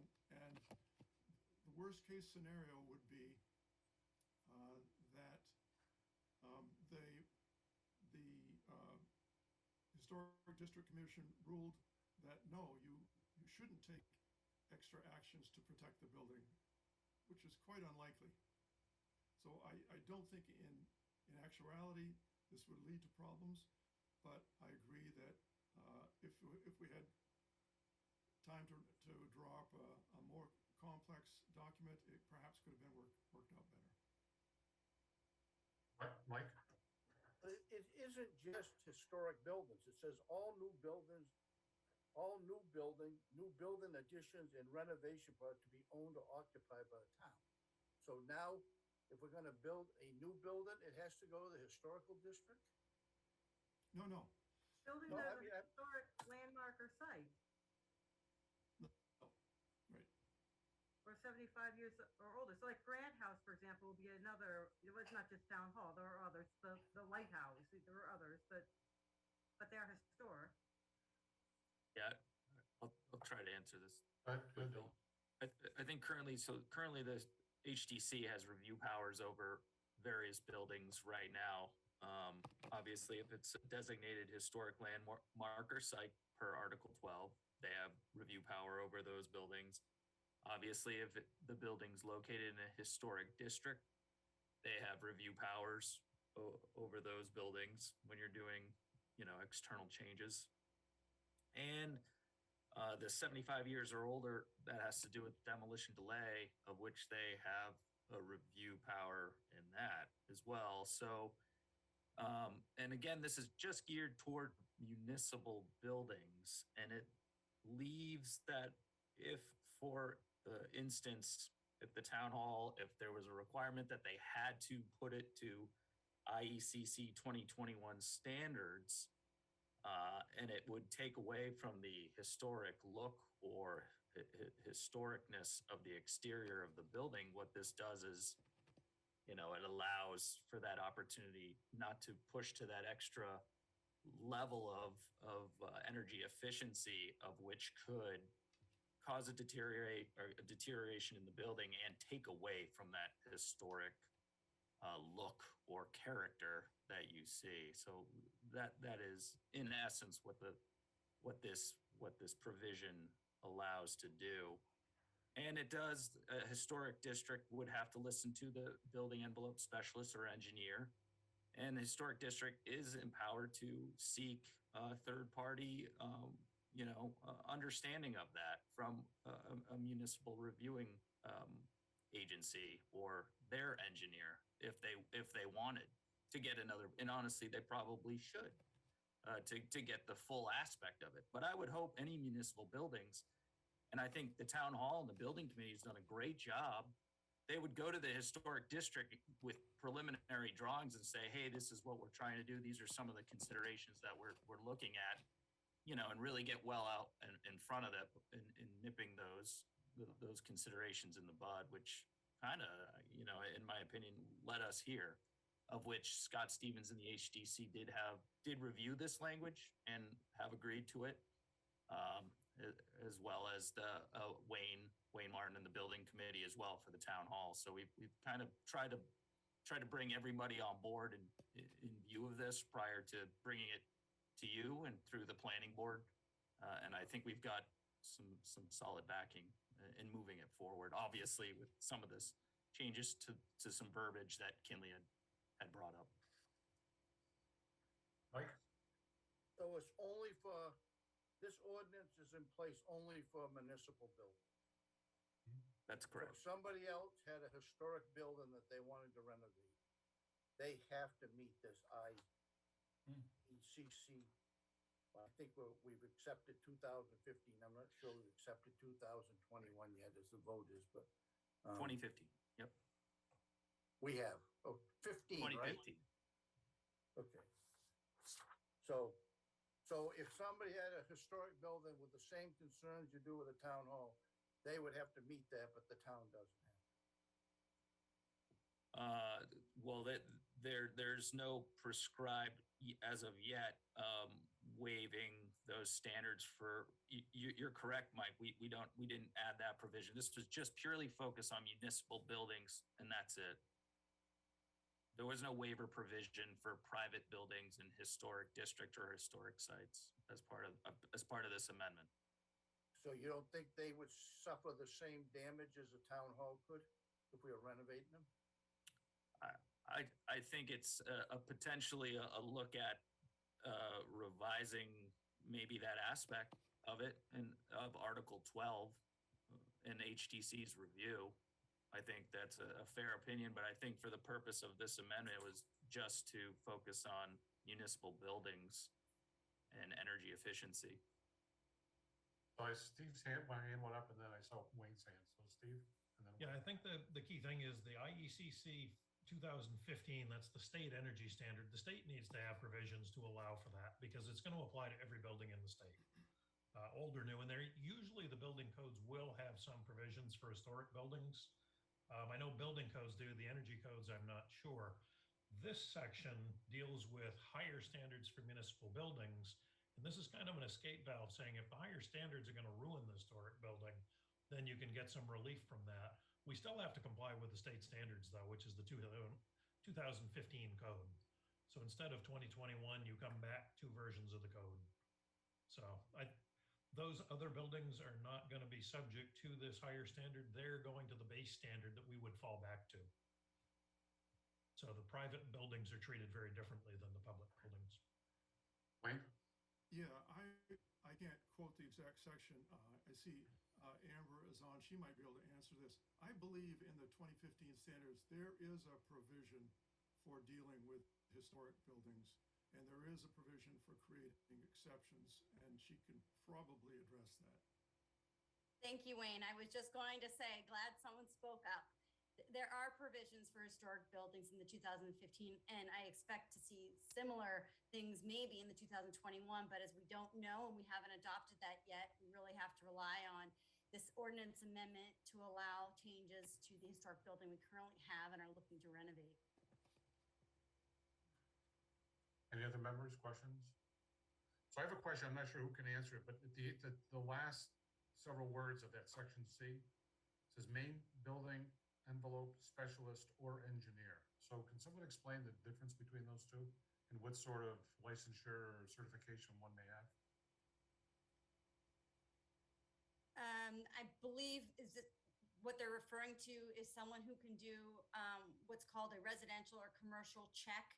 They look at what the thermal envelope is of the existing building, the additions or proposed building, and they help define that thermal envelope by a combination of factors, things like insulation, your U values, your fenestration values on your windows, the R values, your insulation, and the value of your wood quality. Those kind of things are all combined.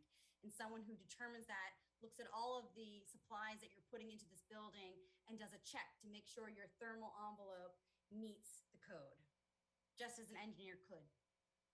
So they have a license or a permit or something from the state that they are certified to conduct those analyses? Is that?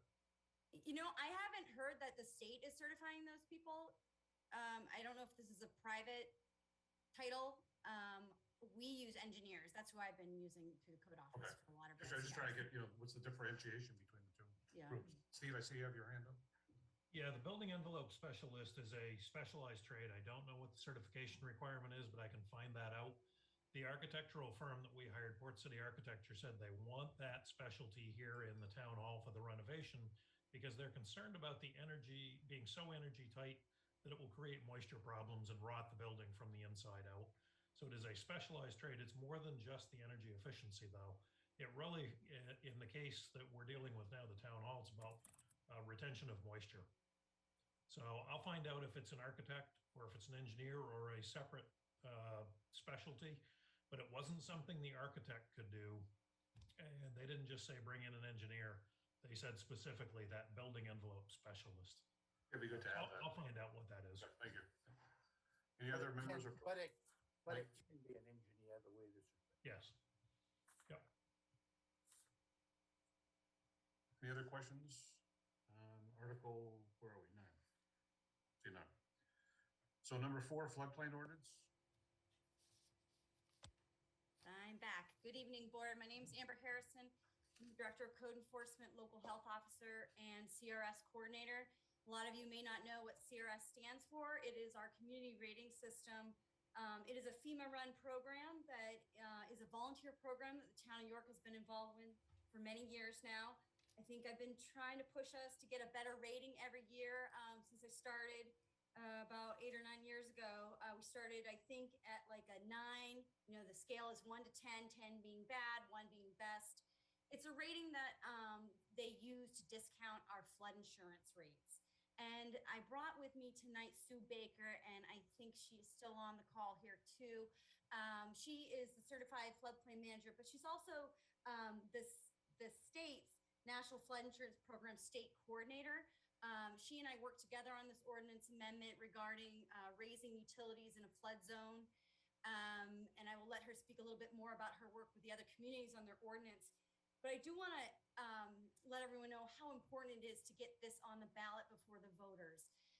Currently, you're getting, or the town and members of the community are getting a 20% reduction on their flood insurance premiums because of the hard work we put into this community when it comes to things like public information, mapping, flood damage reduction, warning and response, mapping and regulations. These are all areas I've been working on for a while to try to help improve not just coastal construction standards, but how we educate the public about flood risk. So I just want to introduce Sue real quick, and you can wave your hand there, Sue. You're welcome to give a quick intro if you'd like. Well, I'm expecting you're going to mostly cover it. I'd just say that, you know, the standards are a little higher to be in the community rating system. And I believe as a class 7, that's a 15% discount. And without this language, the community is going to revert back to a class 9. So your flood insurance policy holders will be losing a 10% discount. And I just want to add too, that the language that Amber is requesting is becoming the added to the state model ordinance. So all of our communities, whether they're CRS or not, they will end up adopting this. And it's really just more clear, so the applicants know that in addition to elevating the floor above the base flood elevation, they also need to make sure that all the utilities are elevated. And that's always been the intent. This is just to make it more clear in the local ordinance. So I'm going to leave it to you, Amber. If there's something to add, I'll just raise my hand. Thank you, How's Sue. that? I appreciate you chiming in. I appreciate all your work over the years.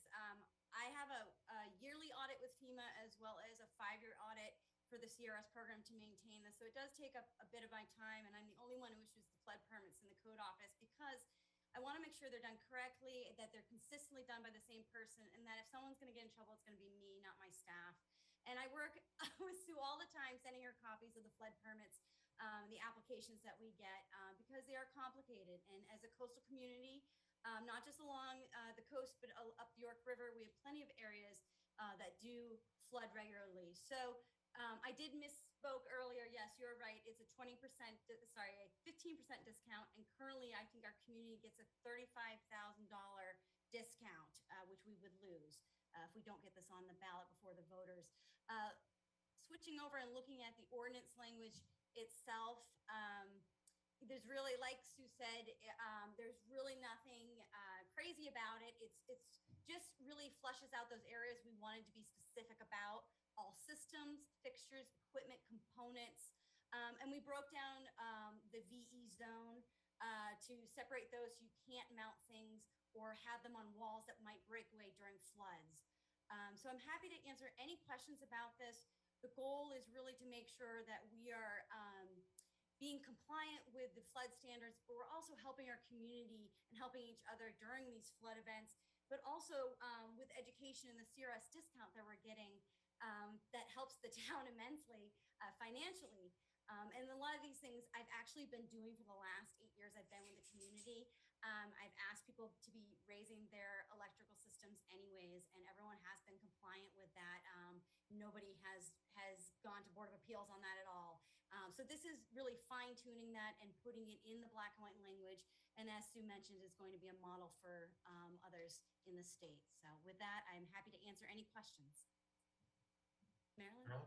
How do you know where the base flood elevation level is? Is that given to them initially so they are aware? Yes and no. So we have flood maps. You may know they are about, I think, almost 20 years old. We are looking at hopefully adopting new ones in 2023. Essentially, base flood means the flood having a 1% chance of being equaled or exceeded in any given year, commonly called a 100-year flood. And on those flood maps, oftentimes the elevation is shown.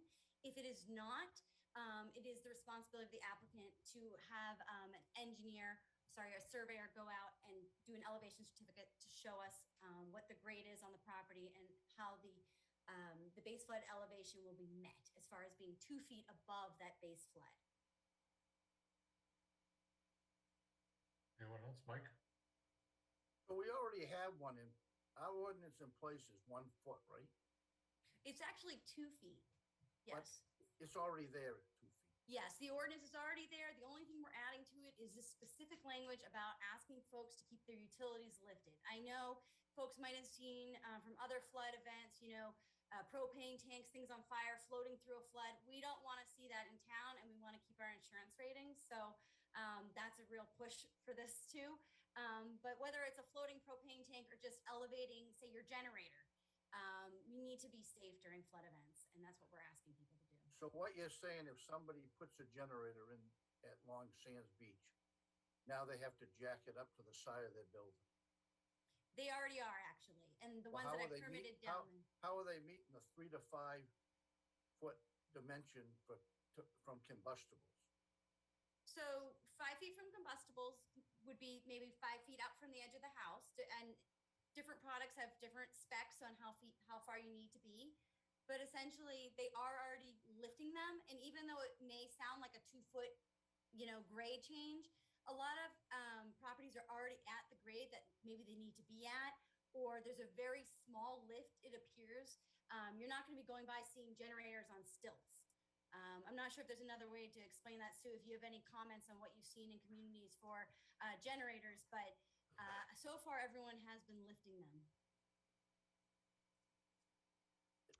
All I would add about generators is, that's really, they need to service the building whenever there's any kind of, weather event. I think this is just going to make sure that the utilities don't get flooded. That's the whole purpose of it. And it's just making it more clear in the ordinance. So that's it. Are there any other members, questions on this ordinance? But it does include propane tanks too? There's no way you can elevate propane tanks from. So there is a section of the ordinance that also covers propane already. They are supposed to be either bolted Tied down. There, yeah, a lot of times they are bolted, Mike. Yep. Yep, okay. But they can be down at flood level, they just gotta be bolted down. Yep, there's different standards for, propane.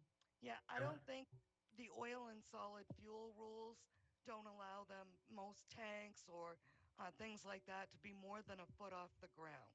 So in that case, making sure that they're adequately anchored is the alternative to that. Kinley?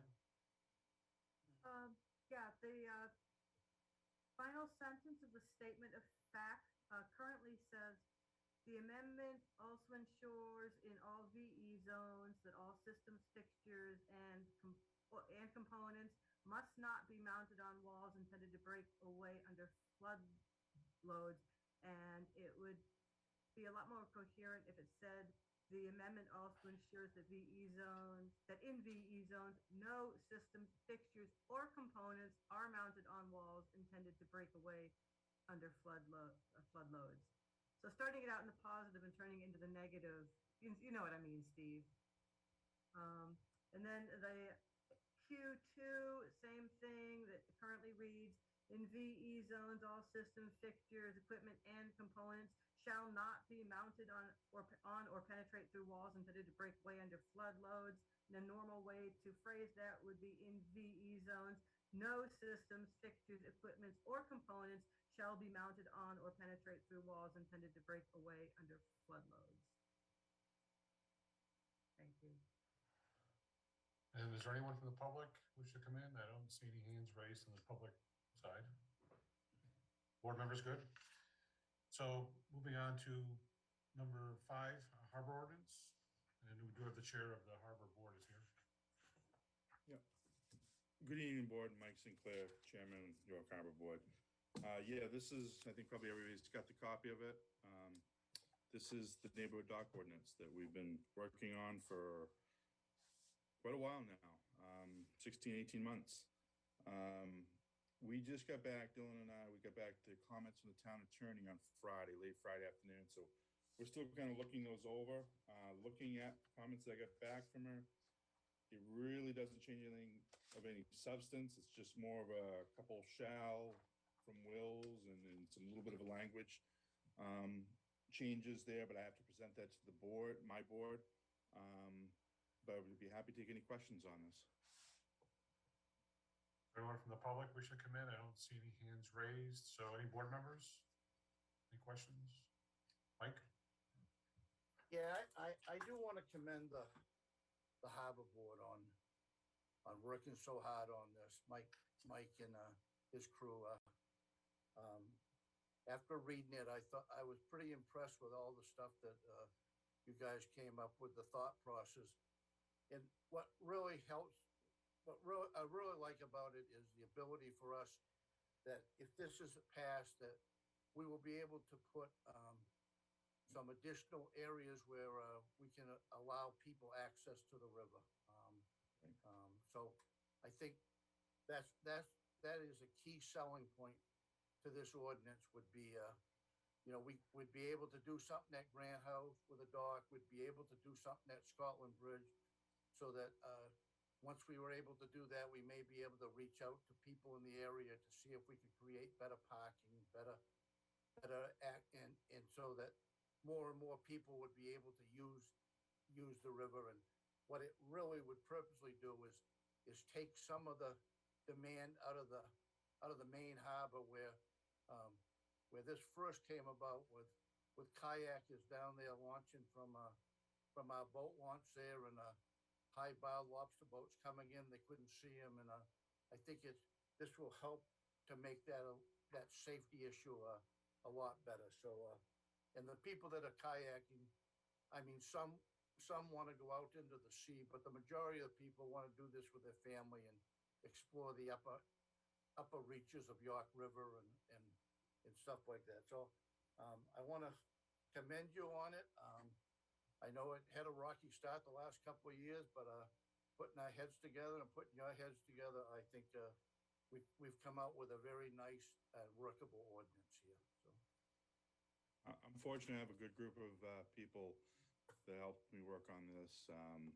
Yeah, this was a long process, Mike, as you said, but I think we had a lot of help on this one.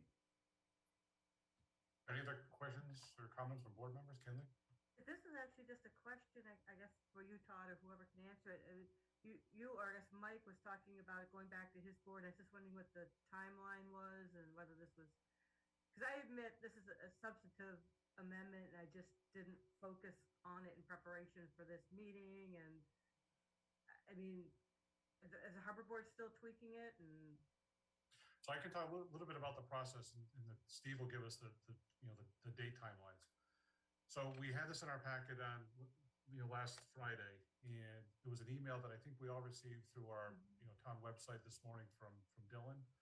He called me to let me know that legal had gotten back but late and did not allow either Dylan's office or the harbor board to meet and review the comments that that our town legal counsel had submitted. So that's why I prefaced the remarks earlier about we may want to take these to another public hearing where they can incorporate some of those changes if they so choose to do so as you as their own committee.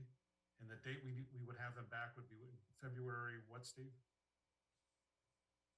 Would be the next public hearing? Next public hearing is the 28th of February. Right, so there'd be, more than enough time, I believe, that, we could, sort out whatever issues members have, so. Oh, Right. thank you.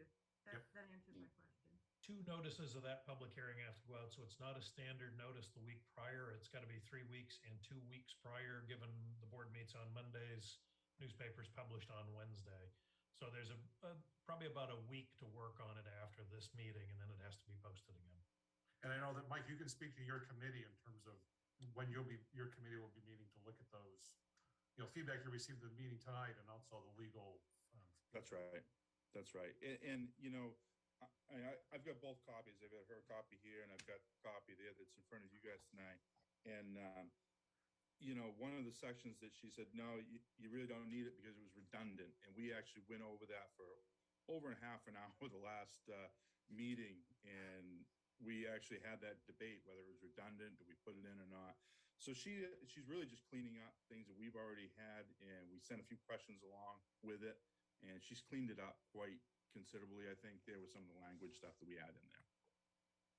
Robert, I see you have your hand up. Yeah, I want to agree with Mike and thank you, Mike Sinclair, for you and the board for all your hard work. I do also agree with Kinley that there's an awful lot here, and I need to spend some more time looking at it. When I thought about this originally, the fact that you're giving more people access to the river and there's fewer docks to do that, I thought, well, that's a great idea. But when I'm going through this and thinking about it, it sort of almost is like, so you've got a guy who doesn't qualify, doesn't meet the guidelines to put a dock out, and he's got a buddy that lives next door to him, and he doesn't meet the guidelines either. He can't put a dock out. But if they get together and they still don't meet the guidelines, they can get a dock. And so, it almost made me think, they always told me 2 wrongs don't make a right. But in this case, 2 wrongs do make a right. And then what I sort of started thinking was, what you're saying is the guidelines you have, the guidelines we have as a town, you're sort of saying are too strict. But instead of changing those, what we're going to do is allow some people to come together and build a dock. I know I'm rambling, but I really need some more time to think about this. It just seems like, is this really good public policy or not? Or should the dock standards just be different? So I don't know. Those are my thoughts. So is that so you're fine with going to another public hearing, I guess? We'll debate that when we get there. Okay. Yep. Mike? Yeah, Robbie, you're not wrong on that one. We've looked at dock standards all over the, surrounding communities. Most of them go with just a maximum length. That's it. No measuring high to low water marks and whatnot. I understand what the intent of the high to low water measurements are, is to limit the length of docks and to put them in areas there that is less sensitive. This comp plan, the new comp plan it's gonna tell us a lot of things. These are questions that we're asking out there as a harbor board to the comp plan committee to do we want to loosen the restrictions? Do we want to make wholesale changes? Right now, this ordinance here, the reason why I think it was brought up in a letter earlier, the reason why it's only areas 1 and 2 is because our current comp plan is allowing for potential relaxed restrictions in the area east of Sewell's Bridge. But it says to keep the standards that we have west of Sewell's Bridge. So we got to balance that out. It's not that we're looking favoring one area, it's what the will of the people was. We're following that. It may change with this new comp plan. Meryl? I I agree. This is, it's a little bit complicated for me. I was reading it for someone who don't know much about docs and all of that, but I worried about making this many changes without the comp plan being brought into play with it as well. And then we have to go back again, and once the comp plan says something, then we may wind up having to do reverse changes on everything that's been there. And how do we fix all of that if we have moved forward with so many docks being built before that time? So I agree we should take it for another public hearing. Mike?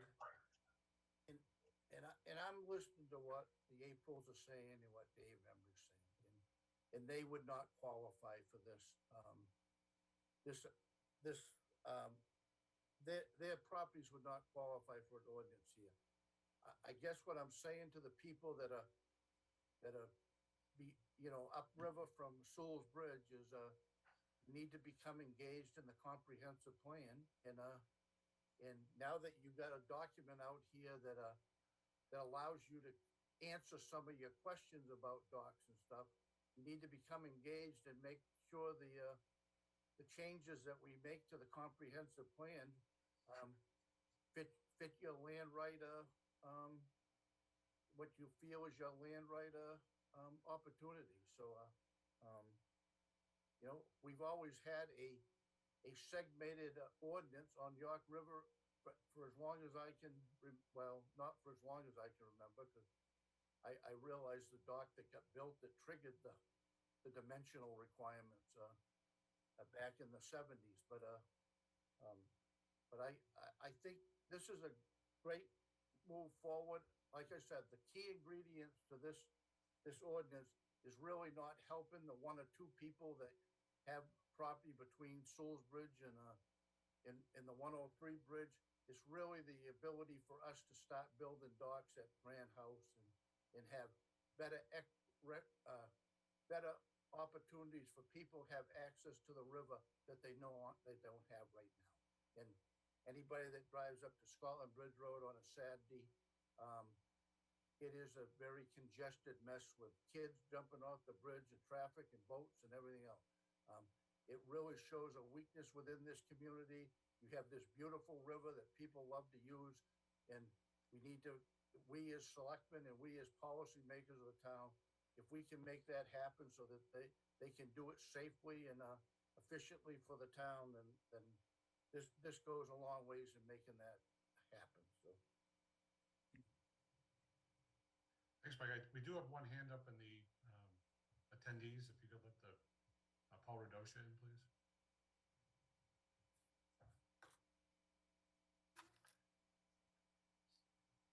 Can you hear me now? Yes. Go right ahead, Paul. Okay, thank you. Good evening, everyone. First, I want to state that the Harbor Board should really be recognized, and I know some of you have already said this, for their diligence, for their time and effort put forth into developing these proposed changes.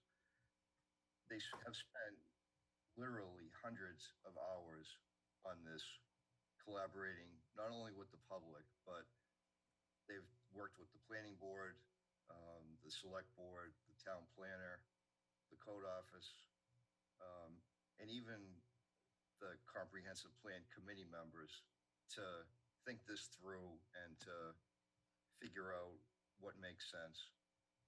They held numerous informational and public hearings to get further input and feedback.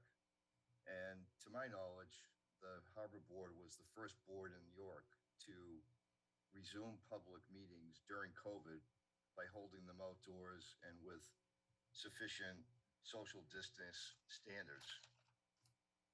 So their leadership has been really stepping up over these couple of years, and they should be commended.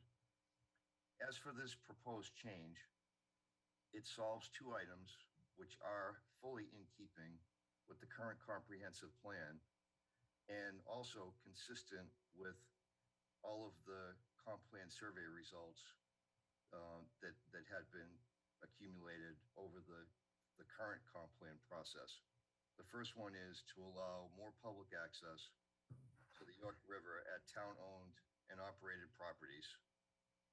And the second is to allow neighborhood docks to be permitted subject to very specific criteria, which in itself naturally limits and controls the number of docks in these targeted residential subdivision areas of the river.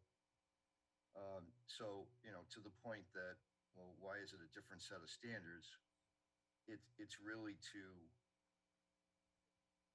enable there to be some limited dock expansion without the risk of proliferation of docks, which nobody in town really wants to see. So this was a step in that direction. So, I thank the Harbor Board for their hard work, and I ask the Select Board to, get through the document over the course of further discussion and public hearings, and to move this proposal forward to the voters. Thank you. Thank you, Paul. Any other comments from board members? Seeing, and Mike, you're all set, and thank you and your committee for all your work on our harbor.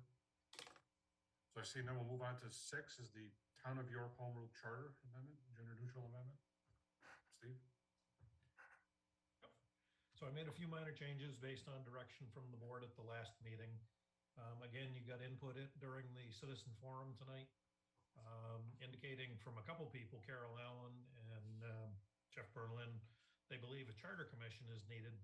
I did count up the number of amendments the voters have made to the current town charter. And I can give you the substance of each of those amendments if you want that gory detail, but there have been 22 amendments since the charter was adopted in 1991. They've been as de minimis as things like taking the Senior Citizens Advisory Board, which used to have 7 members and 2 alternates, and putting it down to 5 and 2, and then 20 years later, putting it back up to 7 members. So that was 2 of your 22 was the membership of the Senior Citizens Advisory Board. But there were big changes in there too.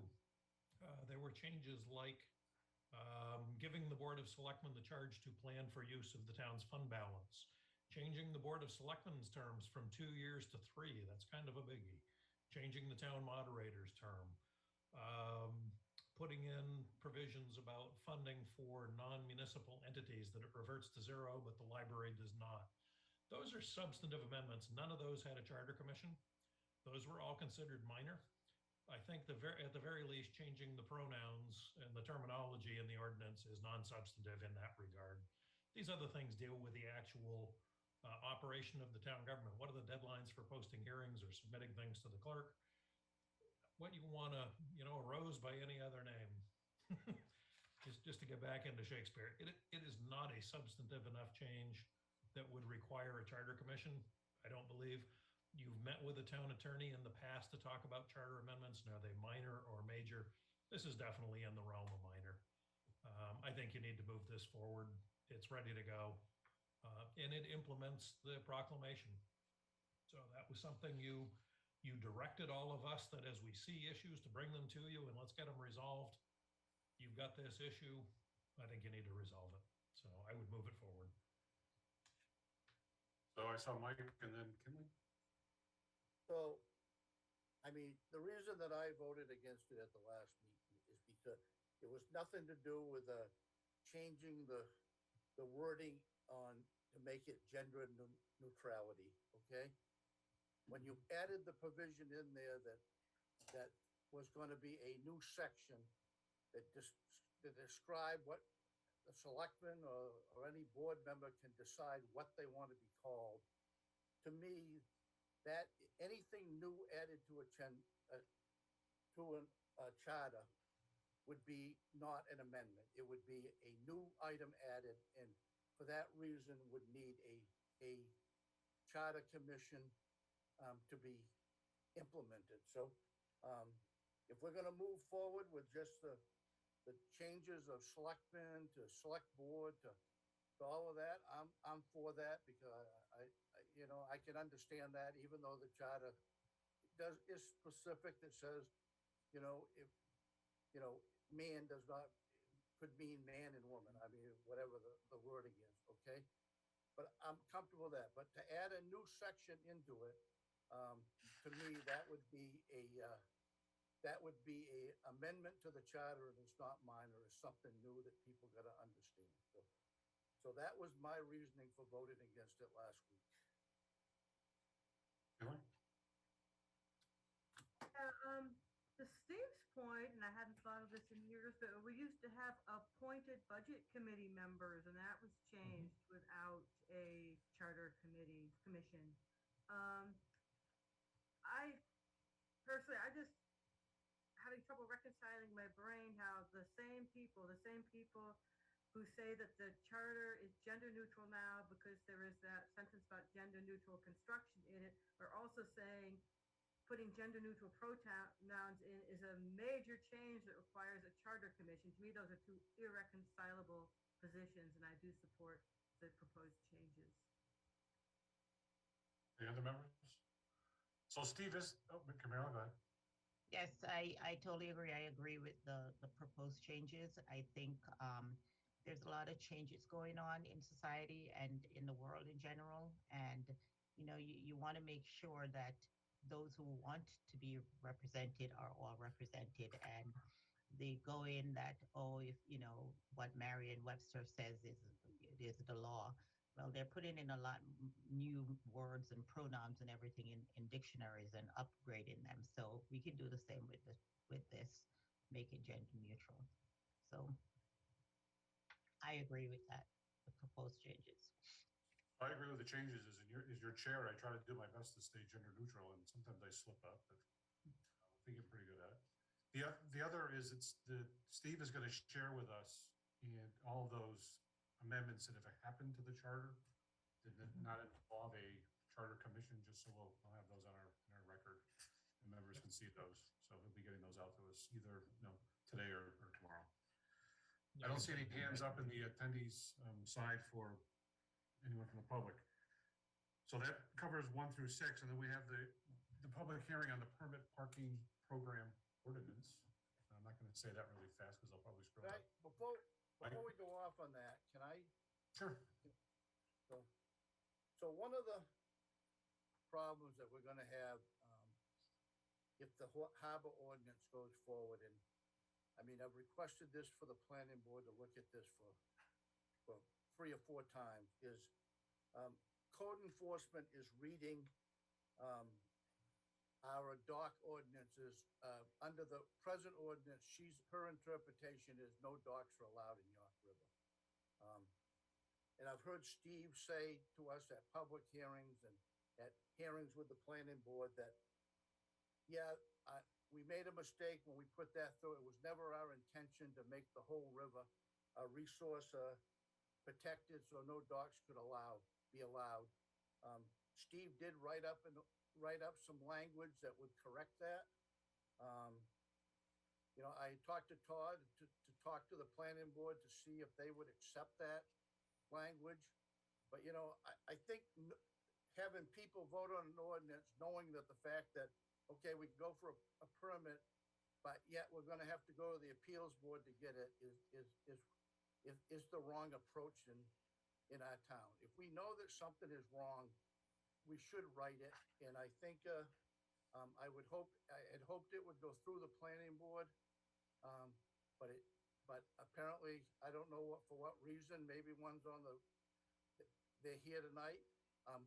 You know, I know they said, well, we don't want to change any shoreland zoning ordinances, though we hear the comprehensive plan, but yet we have two in our packet tonight, shoreland zoning ordinances.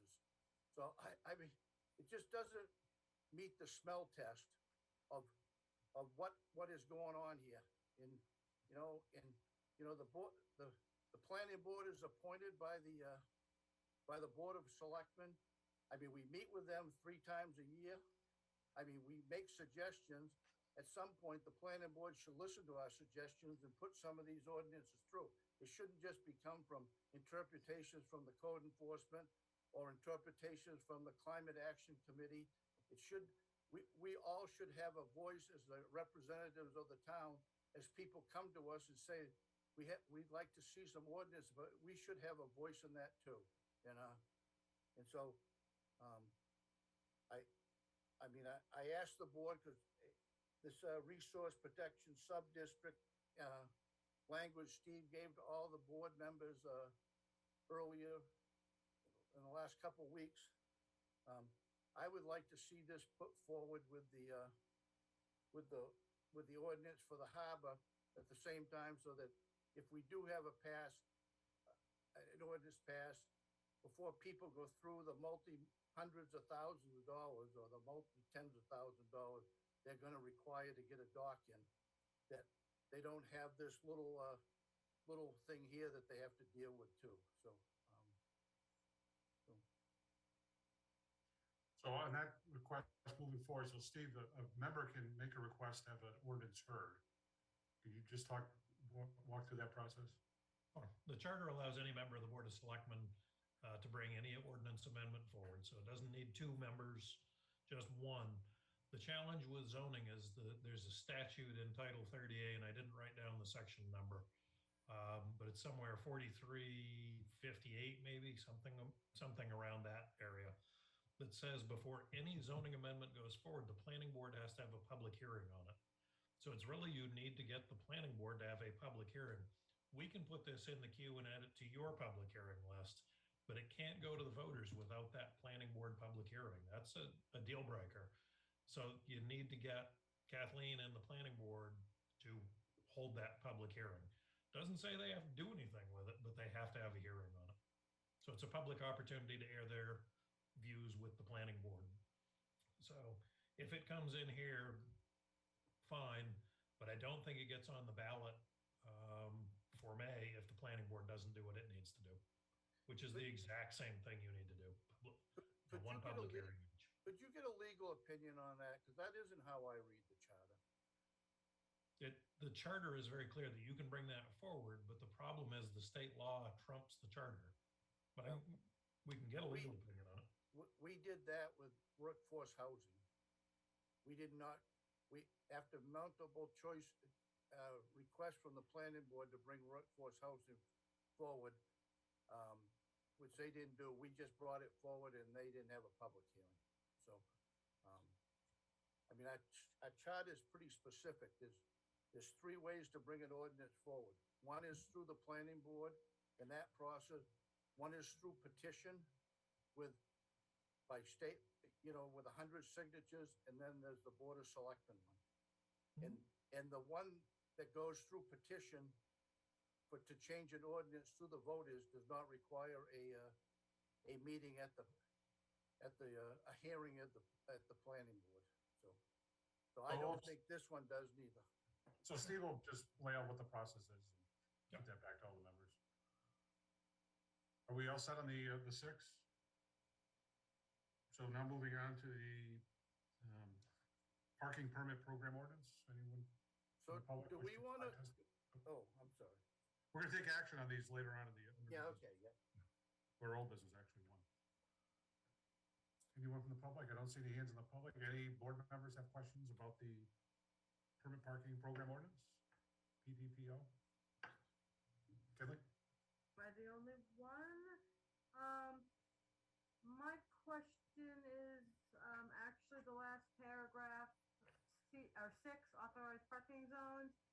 7, and this is italicized, is in addition, Mount Agamenticus parking area allows access via base and summit parking areas, and of course, those are not currently places that require parking stickers. So who'd like to address Kinley's question? Sure, I can take that one, Kinley. Go ahead, Rob. We didn't want to miss the opportunity to be inclusive. Our goal is to have the access fees up and running by July 1. And so if this is our opportunity to include access to Mount A via those parking areas for permitted folks in the town of York, we felt as though it needed to be included in this ordinance at this time. Okay, I know that you're planning with an engineer to charge for parking there, but as a York resident who's never bought a beach sticker, this would not be my favorite. I'm not in favor of charging to park there, as we've discussed before, and I saw it sort of sliding in there, and yeah. Marilyn? I actually also had concerns about that. When would that start? Would it start? It's going to start in July. That York residents needs parking stickers to park on Mount A. July of this year. Yep, so our goal is we'll be before the planning board this coming Thursday evening with seeking planning board approvals for the parking project, the permits for the parking project, with the goal of construction leading to completed in time to begin collecting use fees at Mount Agameticus for July 1st. Without, one of the concerns we have right now, Kinley, is that the town of York's parking permits are not designed to have a tiered system. So you would not be able to, for example, just purchase a resident pass for Mount Agameticus, which is why we thought it would make sense to envelop the access fees for York residents to be included in the beach sticker. Yeah, I just, this is a tangent, but I mean, I have a dump sticker, but I have a dog, so I don't go to the beach in the summer. I go in the winter when you don't need a sticker. So yeah. So Mike, and then Robert? Yeah, I mean, when I ride up the mountain, the majority of the people that are using the Mount Agameticus are non-residents. I mean, so how are we gonna manage that? We're just gonna tell them they can't come there no more? I can understand it once we get the parking lots built, right, but the parking lots aren't gonna get built this summer.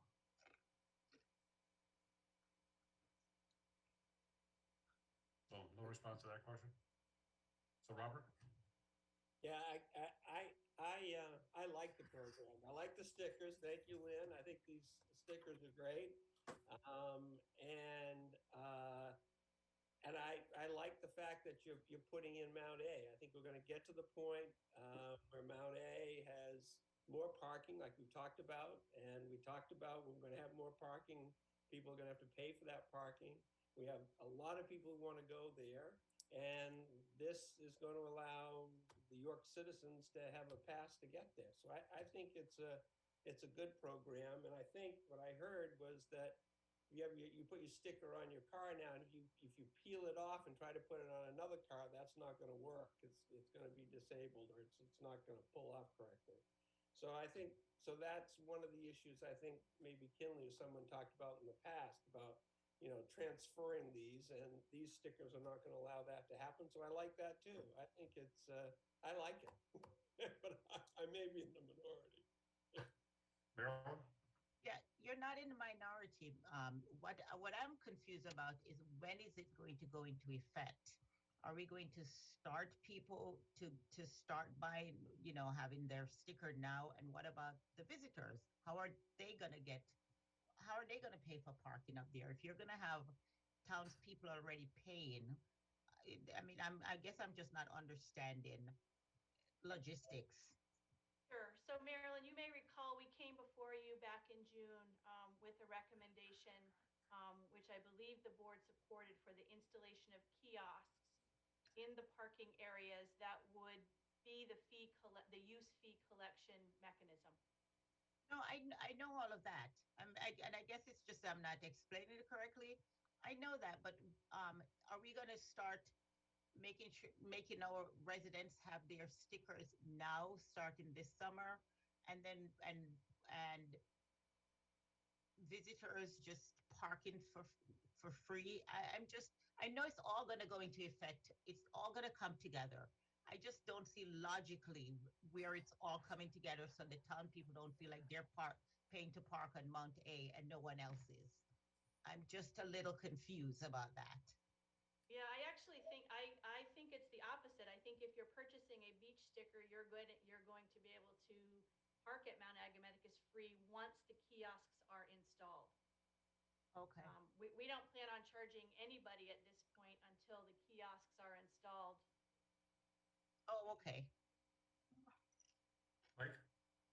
But the ordinance is taking effect now, right? If we approve it tonight, or it goes to voters. May So- 15th. May 15th. Well, there's not gonna be parking lots at Mount Agamaticus to put kiosks in by May 15th. Right, so So- the parking at Mount Agamaticus would stay as it is until the kiosks are installed. Okay, all right. Okay. Steve? Yeah, that's exactly what the ordinance says. When there are kiosks and parking meters or something like that, then the sticker exempts the vehicle. Until they're in place, we're okay. The key is how quickly can we get this thing through the planning board with the engineering firm, get it approved, get it out to bid, and get it built, hopefully, with the amount of money we have. That's Okay, the I bigger got it now. challenge. I understand it now. Thank you. Well, I'm gonna I'm joining with Robert's minority. Hopefully we become a majority. That, I think this is a great program and getting, even better in my view, if we had one sticker and they also got you at the transfer station. But we'll get there. So, for the parking on Mount A and the beach parking and, the security code and the sticker that people can't get one and hang it up at a cottage and it moves from one car to the next and it has to be affixed. And I've heard questions asked from, townspeople about, why are the license plates not affixed to the sticker when they're attached to the vehicle? And I've been told that every sticker has a number, and that number is queued by the town clerk, and there's a link with the police department, so they can actually scan those stickers, and they know what vehicle it should be affixed to. So transferring them around is something that they can find those that do that. So that's encouraging to hear. So I support the program. I think it's a great step in the right direction, and if we can combine it with one sticker for different functions in the future, would be great. But this is a long way from where we are now if we move forward this program. So thank you for all your work on getting it to this point, and hopefully this board will support it. So that's all I have to say. Caitlin?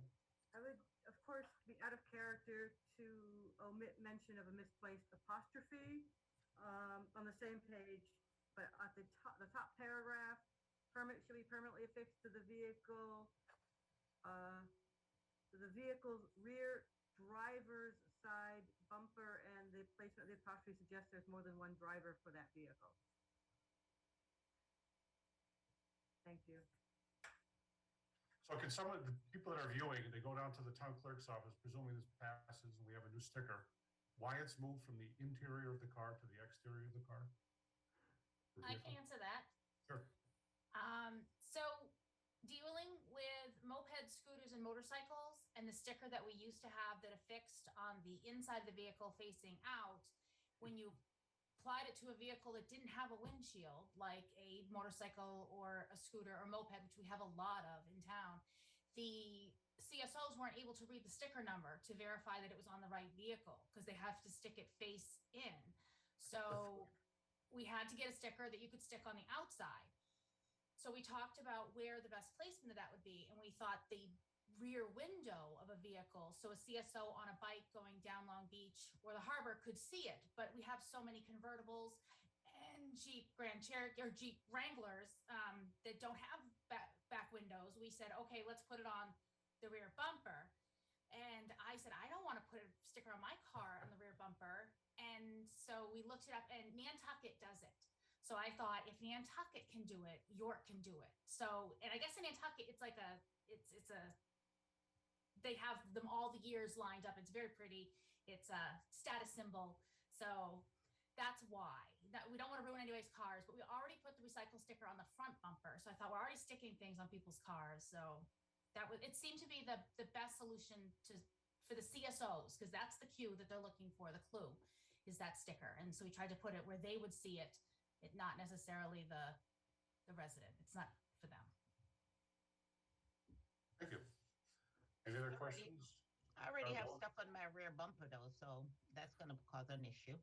It's not that big. It's little. it's little. It's little. See?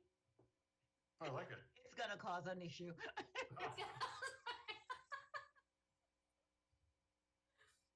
So Dylan, you have a question about the sticker program?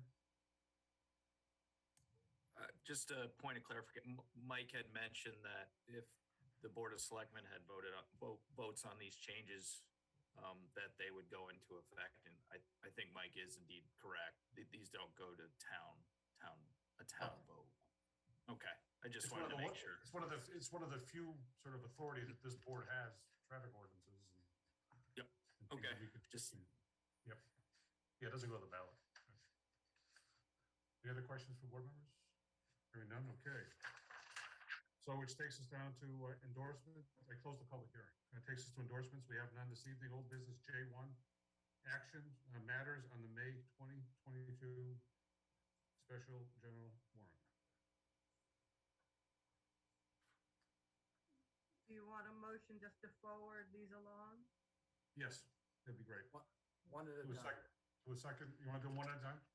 I'll do them one at a time. And I will also, and I'm speaking, Diana, if you're there, if we can have, I know I've mentioned this before, public hearings for ordinances listed on the agenda so that people looking at the agenda, say on their television screens, know what we're going to be talking about at a meeting, because this agenda tonight just said May ordinance amendments and didn't give anyone a heads up.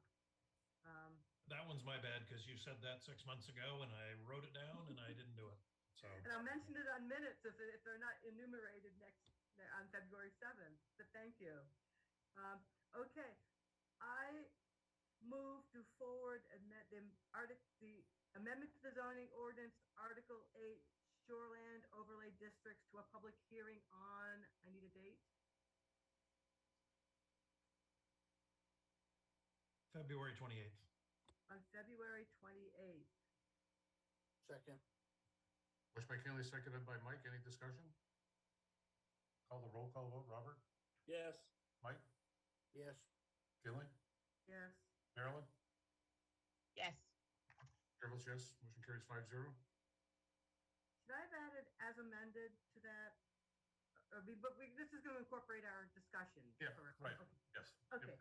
I move to forward the amendment to the zoning ordinance, Article 5, dimensional regulations to a public hearing on February 28th. Second. Motion by Kinley, seconded by Mike. Any discussion? Hearing none, I'll call the roll. Robert? Yes. Mike? Yes. Kinley? Yes. Marilyn? Yes. Chair votes yes. Motion carries 5-0. I move to forward amendment to the zoning ordinance, Article 9, sustainable energy efficient buildings to a public hearing on February 28th. We have a second? Second. Motion by Kinley, seconded by Mike. Any discussion? Hearing none, I'll call the roll call. Robert? Yes. Mike? Yes. Kinley? Yes. Marilyn? Yes. Chair votes yes. Motion carries 5-0. I move to forward amendment to the floodplain ordinance to a public hearing on February 28th. Second. Motion by Kinley, seconded by Marilyn. Any discussion? And we'll do the roll call vote. Robert? Yes. Mike? Yes. Kinley? Yes. Marilyn? Yes. Chair votes yes. Motion carries 5-0. I Arbor? move, No, I just said ARPA ordinance. sorry. I move to forward amendments to the harbor ordinance to a public hearing on February 28th. Second. Motion by Kinley, seconded by Mike. Any discussion? Hearing none, seeing none, roll. Robert? Yes. Mike? Yes. Kinley? Yes. Marilyn? Yes. Chair votes yes. Motion carries 5-0. I move to forward amendments to the Town of York Home Rule Charter to a public hearing on February 28th. Second. Motion by Kinley, seconded by Marilyn. Any discussion? Hearing none, I'll call the roll. Robert? Yes. Mike? No. Kinley? Yes. Marilyn? Yes. Motion carries 4-1. Oh, shoot, we got the parking amendment, right? But that's under new business K, so we're good. Okay, yeah, I'm at the end of my list here. Yep, so now we're down to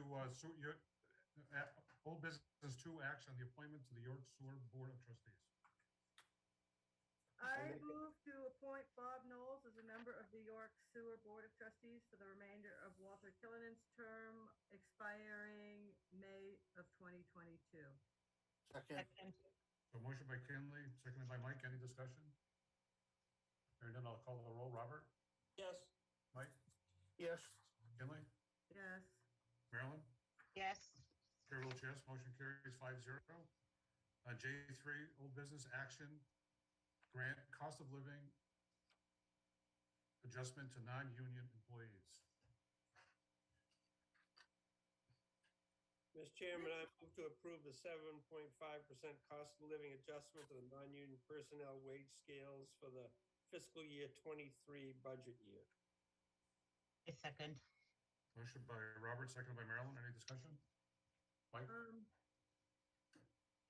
Sorry, I can remember when Steve brought to the Board of Selectmen a 7.1% increase in the budget early on in this process. And we sent him back saying that wasn't gonna fly. And he came back really well and presented us, the Board of Selectmen, a budget of like around 2%, which we accepted. And the question was asked at the time that we had like a 5% increase for people built into that budget, okay? Now here we are afterwards where now we're coming back and we're gonna increase that budget probably up to 3% or 3.5% by doing this. So I think if we're gonna do this, we should come back to Steve and say, okay, where are you gonna take the $150,000 out of the budget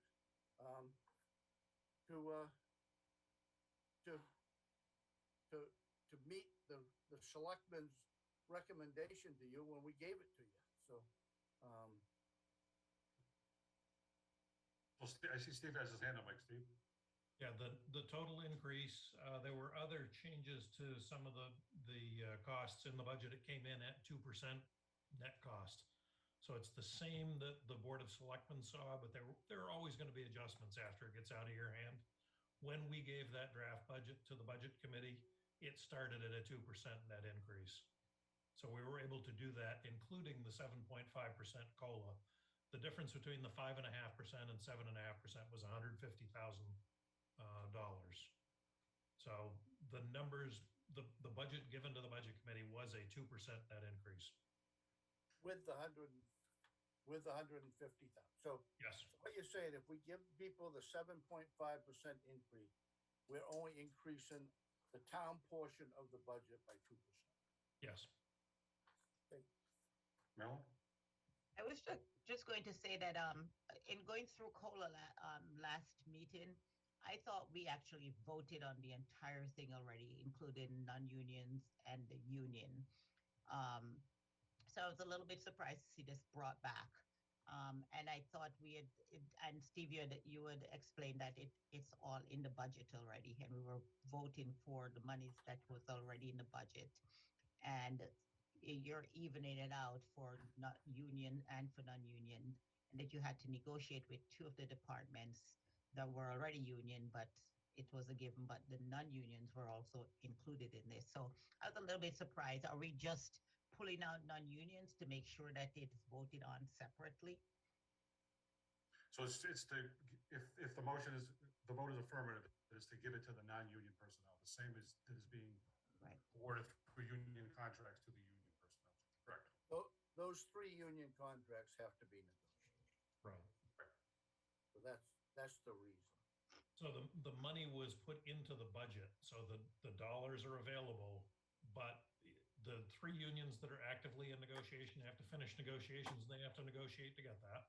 Non-union doesn't negotiate with the town the way the unions do, and then the police union already gets it because the Board of Selectmen approved that contract a couple years ago. So this is actually the award to the non-union. I had that same confusion. I thought we were done, but if this clarifies it, that's fine. This will clarify for sure. Kaylee? Yeah, my question is, and I may be just sort of going back to, some previous time I was on the board, but I thought that department all of their salary increases were at least based in part on their performance reviews. They didn't get automatic. Am I incorrect on that? But I see department has listed here. For COLA, everybody, all employees get the COLA increase. So they're step increases. The challenge there, though, is the charter says we shall use a step system for pay scales. So there really isn't flexibility. This thing is not designed as a performance-based pay system. The charter is a step-based system. Well, I know that, I guess it was a previous turn I had, because I remember we as a board, the board at the time, directed former town manager Rob Yandow that this is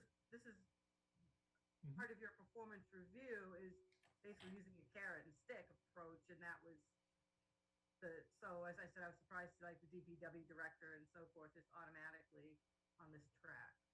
But that's what has been done recently. And I was a department head with the former town manager, and I remember him telling all the department heads that. And I will, well, just as a former department head, I would suspect that that was never done because I never heard any of the other department heads complain. And surely if there had been a differentiation from the adopted pay scale, somebody would have complained. I think that the challenge is the charter says we use pay scales, and then COLA is set separately under the selectman's authority to supervise personnel. I think it would give you as the current town manager to use the jargon a tool, but if you're, okay. I wouldn't set up pay scales. Okay. I would do everything based on merit for both departments and individuals. The charter does not give that flexibility to us. Okay. Thank you. See any further debates? I'll call the roll call vote. Robert? Yes. Mike? Yes. Kinley? Yes. Marilyn? Yes. Chair votes yes. Motion carries 5-0. On new business K1, action on the amend the permit parking program ordinance.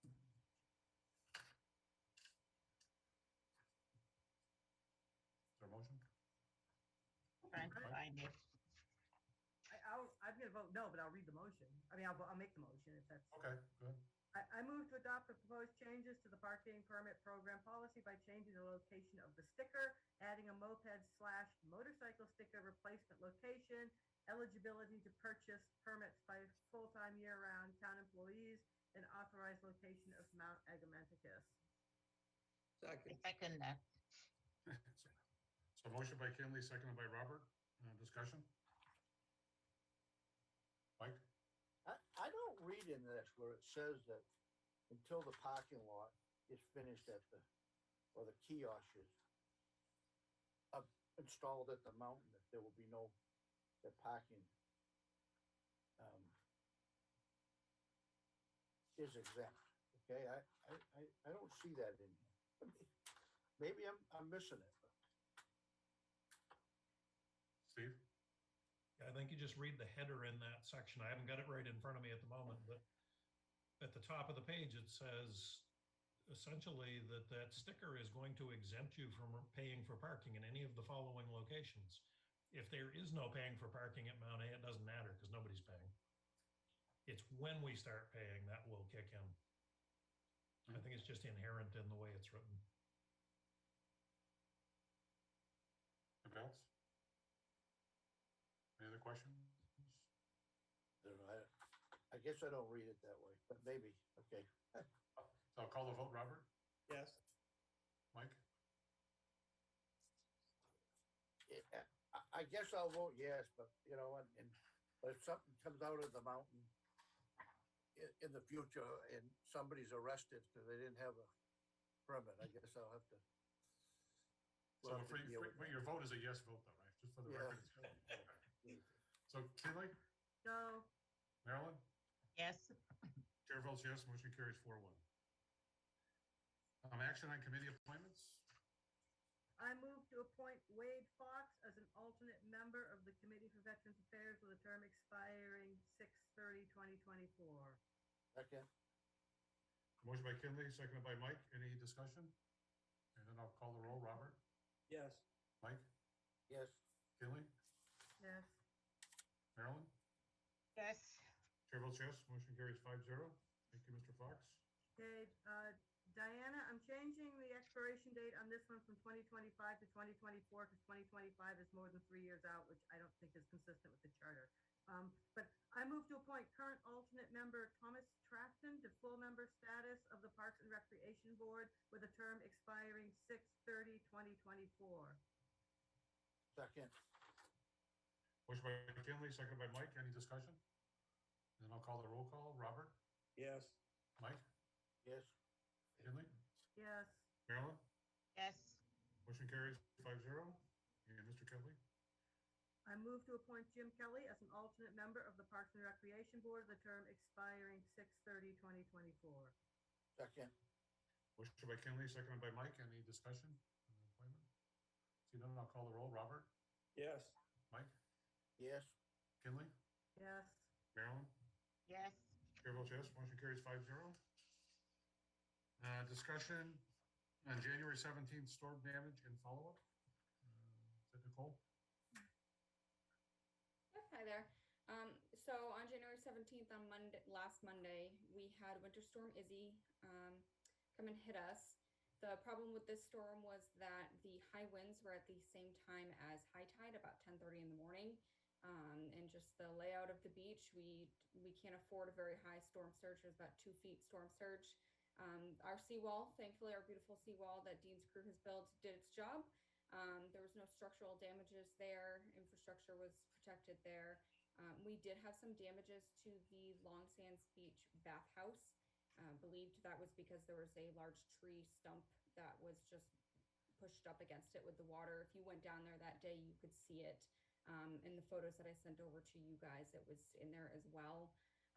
So it's the northeast side of the building sustained some damages, as well as the handicap ramp had some damages towards the bottom, and the PVC, the white PVC fencing on the southeast side, a section of that was dislodged.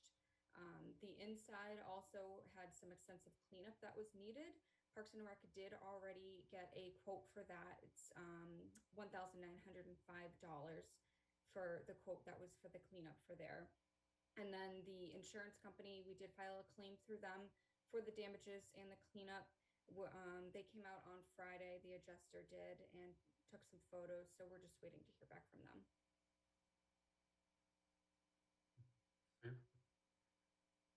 Yeah, the reason I asked to have this on, just so you know, we didn't have nearly enough damages in the county or the state for this to be an emergency. So the emergency management plan doesn't kick in. But the thinking was that anytime we have a storm and we have any damages, we'll bring it into the board just to get in that pattern, because sooner or later we're going to have a big storm. And we just wanted to set that precedent. Gives Nicole an easy one to start with. It's a good format she came up with. And then in the future, as we get into more of these storms, it's just a good precedent to follow. So it's really just bringing you and the public up to date on what happened. If it was big, then you would have to take action under the emergency management ordinance to decide whether you wanted to apply for FEMA assistance or anything like that. So in this case, we were fortunate it was all small things. You know, the railings break in any big storm, we get broken railings, little damage to the building, and a lot of cleanup from the fact that the floodplain management ordinance works. There were flood panels in the bottom of that building that allowed that sand and seaweed to get in the bathhouse. That was by design. Essentially, it keeps the building from floating and really being damaged. So everything there worked the way it should, relatively minor damage. But you guys seeing this is something that I think in the past we haven't made a point of that. So any storms where we've got damage, you're going to see them moving forward. Any And questions? just for reference, a FEMA declared storm is about a little over $2 million. And I mean, the whole seacoast area was really only about 200,000 or so. Mike, you had a question? So I was glad to see that the seawall and everything at Long Sands held up well, but there was no damage to at Shot Sands they didn't have flooding of their bathhouse or anything? Nope, that was not damaged. Water did come in there, a minimal amount, just, in the parking lot area, but there was no permanent damages. Okay, so they didn't have to have cleanup like we did there. No. All right, great. And Great, thank you, Nicole. And the nice thing, the drainage works, so we didn't have 6 inches of water sitting in short sand for 3 days. So Right. it was great to see. Great, thank you. Next item, item 4 under new business, K4, action appointment of emergency management director. Steve? I'll take that one. Oh, Catherine, sorry. Claire. Catherine?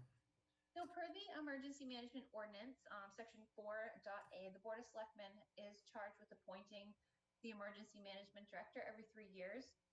Historically, this position has been held within the police chief's position, but as storms are getting stronger, they're getting more prevalent. Public health concerns obviously has been at the forefront lately. This position is really growing and taking on sort of a mind of its own. And with the retirement of our former police chief Shanowski, we had our town manager Burns had appointed Nicole as the acting emergency management director. And as you can see, she's doing a wonderful job. She's really taken it and run with it.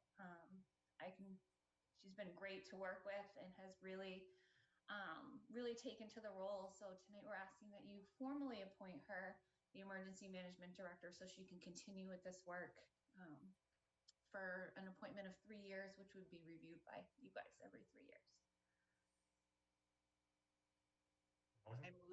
I move to appoint Nicole Pestana as the emergency management director for a term of 3 years. We have a second? Second. Motion by Marilyn, seconded by Robert. Discussion on the motion? Kelly? Yes, I had a question for Catherine, and that is you helpfully supplied the, not speaking too well, I've been here for hours, the job descriptions for both emergency management specialist, which is what Nicole is doing now, and emergency management director. And I noticed that the salary grade is 14 for her current job and 18 for the job to which we're appointing her. Are we giving her, is she staying at the same salary she's at now, or is we bumping her up by making this action?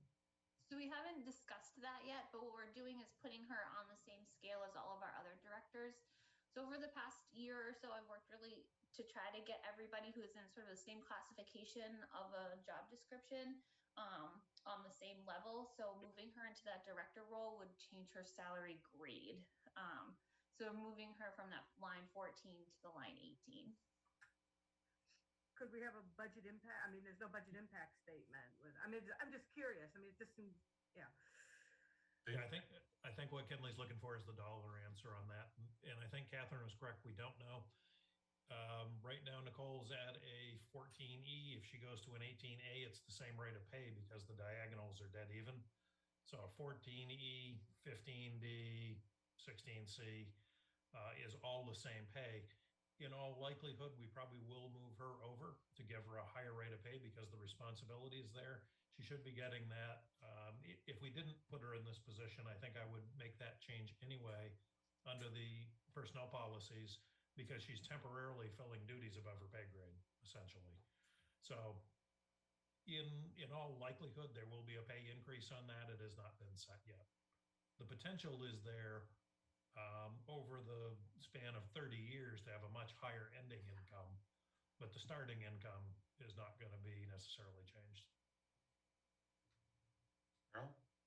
I was just going to say that this seems to be an HR thing, and discussing it this much in public is kind of, with Nicole sitting here, I think that's just something that's not kosher.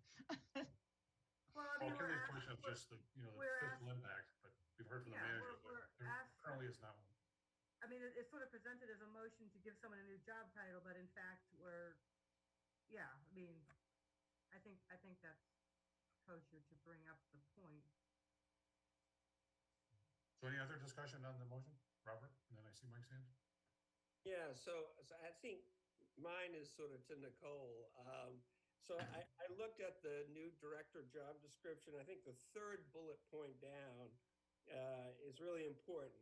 It's compile, not that everything isn't important, but it is to compile and maintain current information about vulnerable public resources and infrastructure most likely to be impacted, damaged, or lost during an emergency in a format suitable for use in later disaster response requests.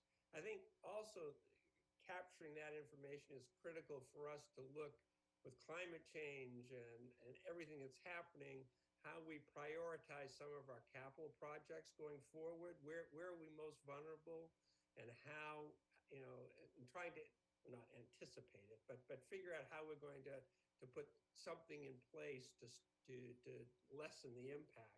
So I would expand that just description a little bit, because I think that's really important for us going forward. And I sort of looking to you to help us evaluate our infrastructure needs.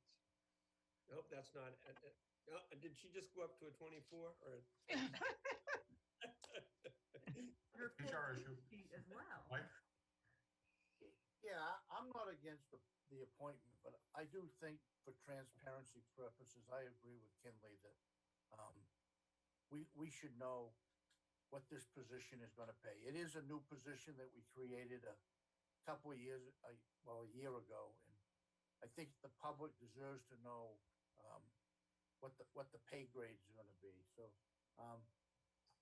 you know, I'd recommend that Steve and Catherine compile that, and maybe we can act on this at the meeting on 2/7. Steve? I would ask that you make the change and we can get back to you in 2 weeks or whenever your next meeting is. I think it's in 2 weeks on February 7th with that. Because right now we could make a diagonal move with no change in pay, but I think it's important that we address that with Nicole and, as Marilyn pointed out, not on TV. So you can give us 2 weeks to. Unfortunately, these are public positions, so it's just a matter of digging into the record and you figure out. The outcome is clearly public. There's no question about that. We put everybody's salary in our budget books. We know what everybody gets, what their total compensation is. There are no secrets on that. But we still have to talk to Nicole about that. Yeah, I mean, I don't have a problem with that. I just think the public needs to know what people are making. So the motion is to appoint her to a term for 3 years. The salary piece will be something Steve can come back in February. Talk to us. So, any more discussion on the motion? I'll call the vote. Robert? Yes. Mike? Yep. Is that a yes? Yeah. Yep. Kinley? Marilyn? Yes. Chair votes yes. Motion carries 5-0. Congratulations, Nicole. Action number K5, action on the retirement of the tax assessor.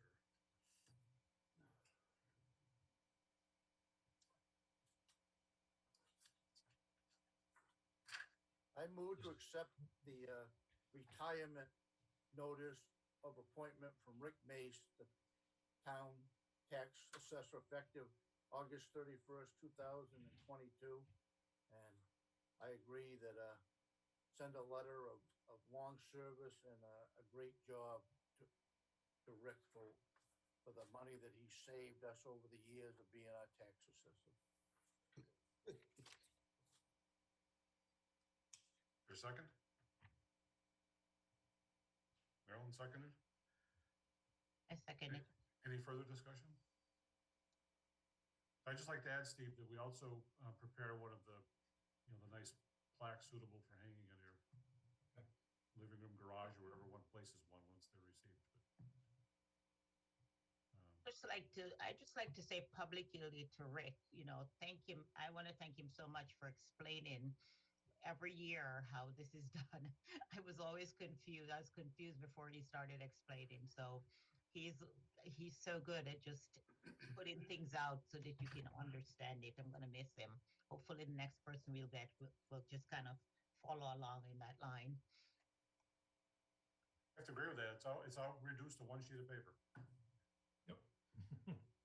So motion was by Mike, and I failed to write down who seconded that. Marilyn did. Marilyn, okay. I had that, but I wasn't sure. So motion by Mike, second by Marilyn. Any further discussion? And I'll call the roll. Robert? Yes. Mike? Yes. Kinley? Yes. Marilyn? Yes. And the chair votes yes, 5-0. So future agendas. So just one point of, your direction for our board. Do we want to continue the Zoom format through February? Is that, the safe with the science, or do we do the February 7th meeting and then see what the situation is for the 28th? I'm sorry, could you ask the question again? So our February 7th meeting, I assume we want to be on Zoom for that meeting, right? Yes. Do we want to do both meetings in February Zoom, or just one and then take a sense of the situation moving forward in the last meeting in February? Steve, you and then Mike? It would be very helpful if you just decide now, because the public hearing notices, that was Well, what that's why I'm Dylan pointed out. Yeah, that's why I'm asking, just to get a sense of the board. Mike? I think on the ordinances that are all gonna be heard on the 28th, I think if possible, we should do those in person. And hopefully, the numbers they gave us tonight, where the numbers are going down, is a good sign that we're headed in the right direction. Marilyn? I think we're headed in the right direction, but I don't think we're there as yet. We're still in the 20-something percent. I mean, until you can hit, at least 8% back in the single digits, it's kind of, it's hard to, have public meetings with people in a room, so many people put together. So I would say to leave it alone for February and start up, see what goes forward. All right, so I guess Robert? Yeah, well, I agree with Mike that it'd be preferable to do a public meeting when you're doing the ordinances. But I think if we've got to make a decision right now, I'd make a decision to keep it at Zoom. Okay. So I guess we'll just plan to stay Zoom until, unless something really changes. So why would we assess that at the 7th? Yeah, but just for planning, for Steve's purposes. I mean, we did have people come and testify today. I mean, they were there, so. Okay, I just wanted to get that bit of business out of the way. So future agendas? Robert? Yeah, Steve, I'm interested in having the board receive data compiled by, maybe it's dispatch or maybe it's police, I'm not sure which is most appropriate, just telling us in annual totals, call volume by certain categories. The categories I sort of came up with, which may not be the right ones, but I had burglary, domestic violence, domestic dispute, accident, health issues. Can you slow down, please, and start again? Because I'm trying to write those down. Burglary, domestic dispute, violence, accident, I'm thinking mostly that's traffic accident, health issues, drug overdose, and DUI. Health and drug overdose the same thing or not? Well, I think so. I mean, I would rely on those people to tell us how they must categorize this stuff anyway. Okay. But I think it would, given that we are in the process now of looking for a new police chief, I think having that information maybe by quarter, if it can be done, and even going back like 3 to 5 years. I mean, the last year or 2 years has been a strange time. But as we're looking for a new police chief, I think it would be helpful for me to get a sense of what community policing sort of is and needs to be in York, and therefore what we're looking for in a new chief, in terms of their background and skill set. Mel? In the same vein as Robert, I'd like to see what, I know we got to read in on it, but I'd like to have a presentation on what the de-escalation policy is, how we address, people of concern, because I know the police are dealing with quite a few things in the town, including mental illness. Like, how could we best manage those things? Not with just a police officer, but perhaps looking at another way to do this, and address it where, the safety of our citizens are utmost in our minds, not just when they're not just when we are trying to help, police trying to help, but also if there's an incident, how do we in a s- in a place where you have community policing, where people have known the police officers for years and years and years, and they get pulled over. Do they get out of their car and walk towards him and say, "I'm sorry, police, I didn't realize what I was doing," or do you stay put in your car, And I think when you're talking about community policing, where you may have grown up with this person, they've taken care of your kids, and they pull you over, how do how do you not get out of that mindset, of, "Oh, I know this person," into one that, "Oh my God, I'm now being arrested," So um, I think we need some guidance, and I'm hoping that by having doing the looking for a police chief, the way in which we're planning to do this, we can keep those things forefront, as to what we want to look for in our police officers moving forward. Anyone else? So Steve, on that front of the data, sort of how the data can be mined, building on what's already been talked about, but number of traffic stops, and then what is the outcome of the traffic stop?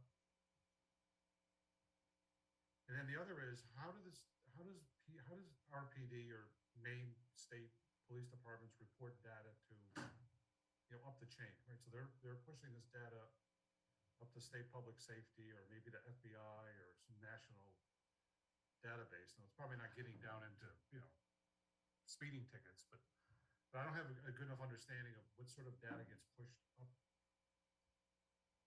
into the upper reaches of government, state and federal government, that may bring forth funding that comes down, flows back down, right? If they meet certain certain parameters. Yeah, I think part of what I need to do is find out what's there, because I can't tell you what categories they've got, Right. what number of years. I know there was some work that was done with the fire committee for the facilitated fire services to look at fire calls. So I know there's data over there. Again, this may be a Nicole thing. I'm not exactly sure who's got that. But it goes into a system. It is a system they use. It's not paper records or something. I just don't know what that looks like. So let me do some digging on that, and I can report back out. I'll try and get you something on February 7th, just so we know what date is there. And I think that's a good check-in to, I think use of force is one you want to see too, Yeah. because the police said consistently, very low use of force here. Okay, let's see the numbers. If there were, let's say, 1,000 calls in a year, I know that's not the right number. It's probably more like 10,000 or 20,000. Are there two use of force calls? Or are there 200 or 2,000? I don't know. But that's the type of stuff. So let me dig a little bit and report back to you guys. Yeah, I'd like to see what that, what do they have to report to the state, right? And then, or whoever, repeating myself, but then we can maybe mine it out, the specific areas if we want to do that. That's a good one. Any other future agenda items? I know we usually have Catherine just run through what's coming up at the next meeting.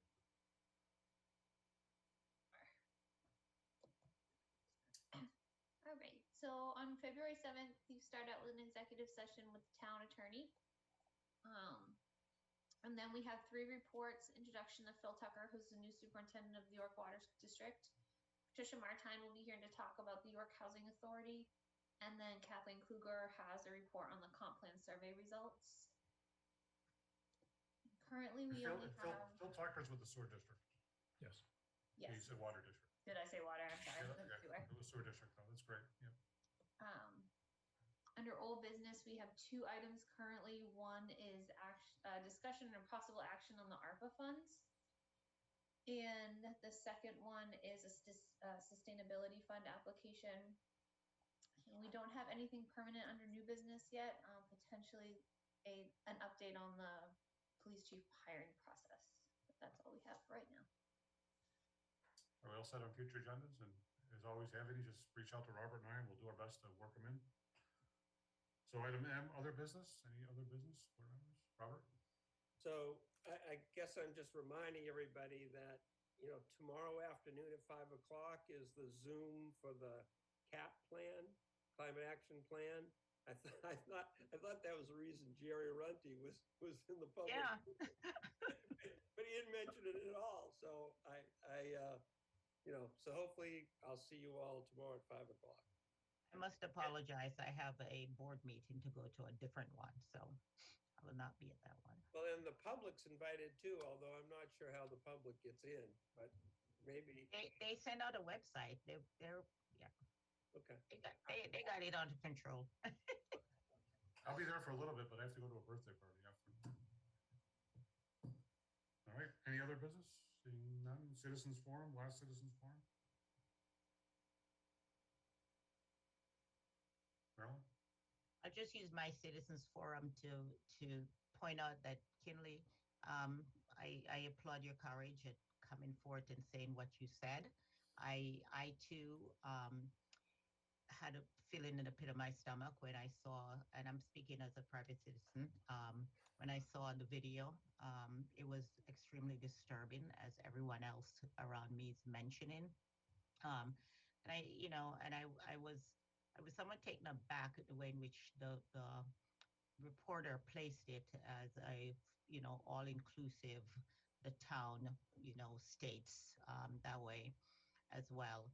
And my one take was that I'd like to see how we make this so that there is an understanding as to how policing is done and how we want to make sure that it's not just seen as if it's the police is always right, but what are we going to do to make sure that it's an open, the public can feel as if we as a board did our due diligence in making sure that we look at this and that we are coming up with answers and some sort of, way in which we can help them to understand what happened in our town and try to figure out how to get something going so that people feel as if they're just not being thrown out there. There are other voices that are going on in the town, and we need to figure out a platform and a way to really listen to this and bring people together. We can do Zoom is there's always Zoom, but I know with COVID it's hard to do, but we really need to listen to our citizens and make sure that voices are being heard. Thank you. Anyone else, citizens forum? I didn't see any come in through the select boards write-in. So seeing none, is there a motion to adjourn? I also move. So meeting is adjourned at 10:17 p.m. Thank you.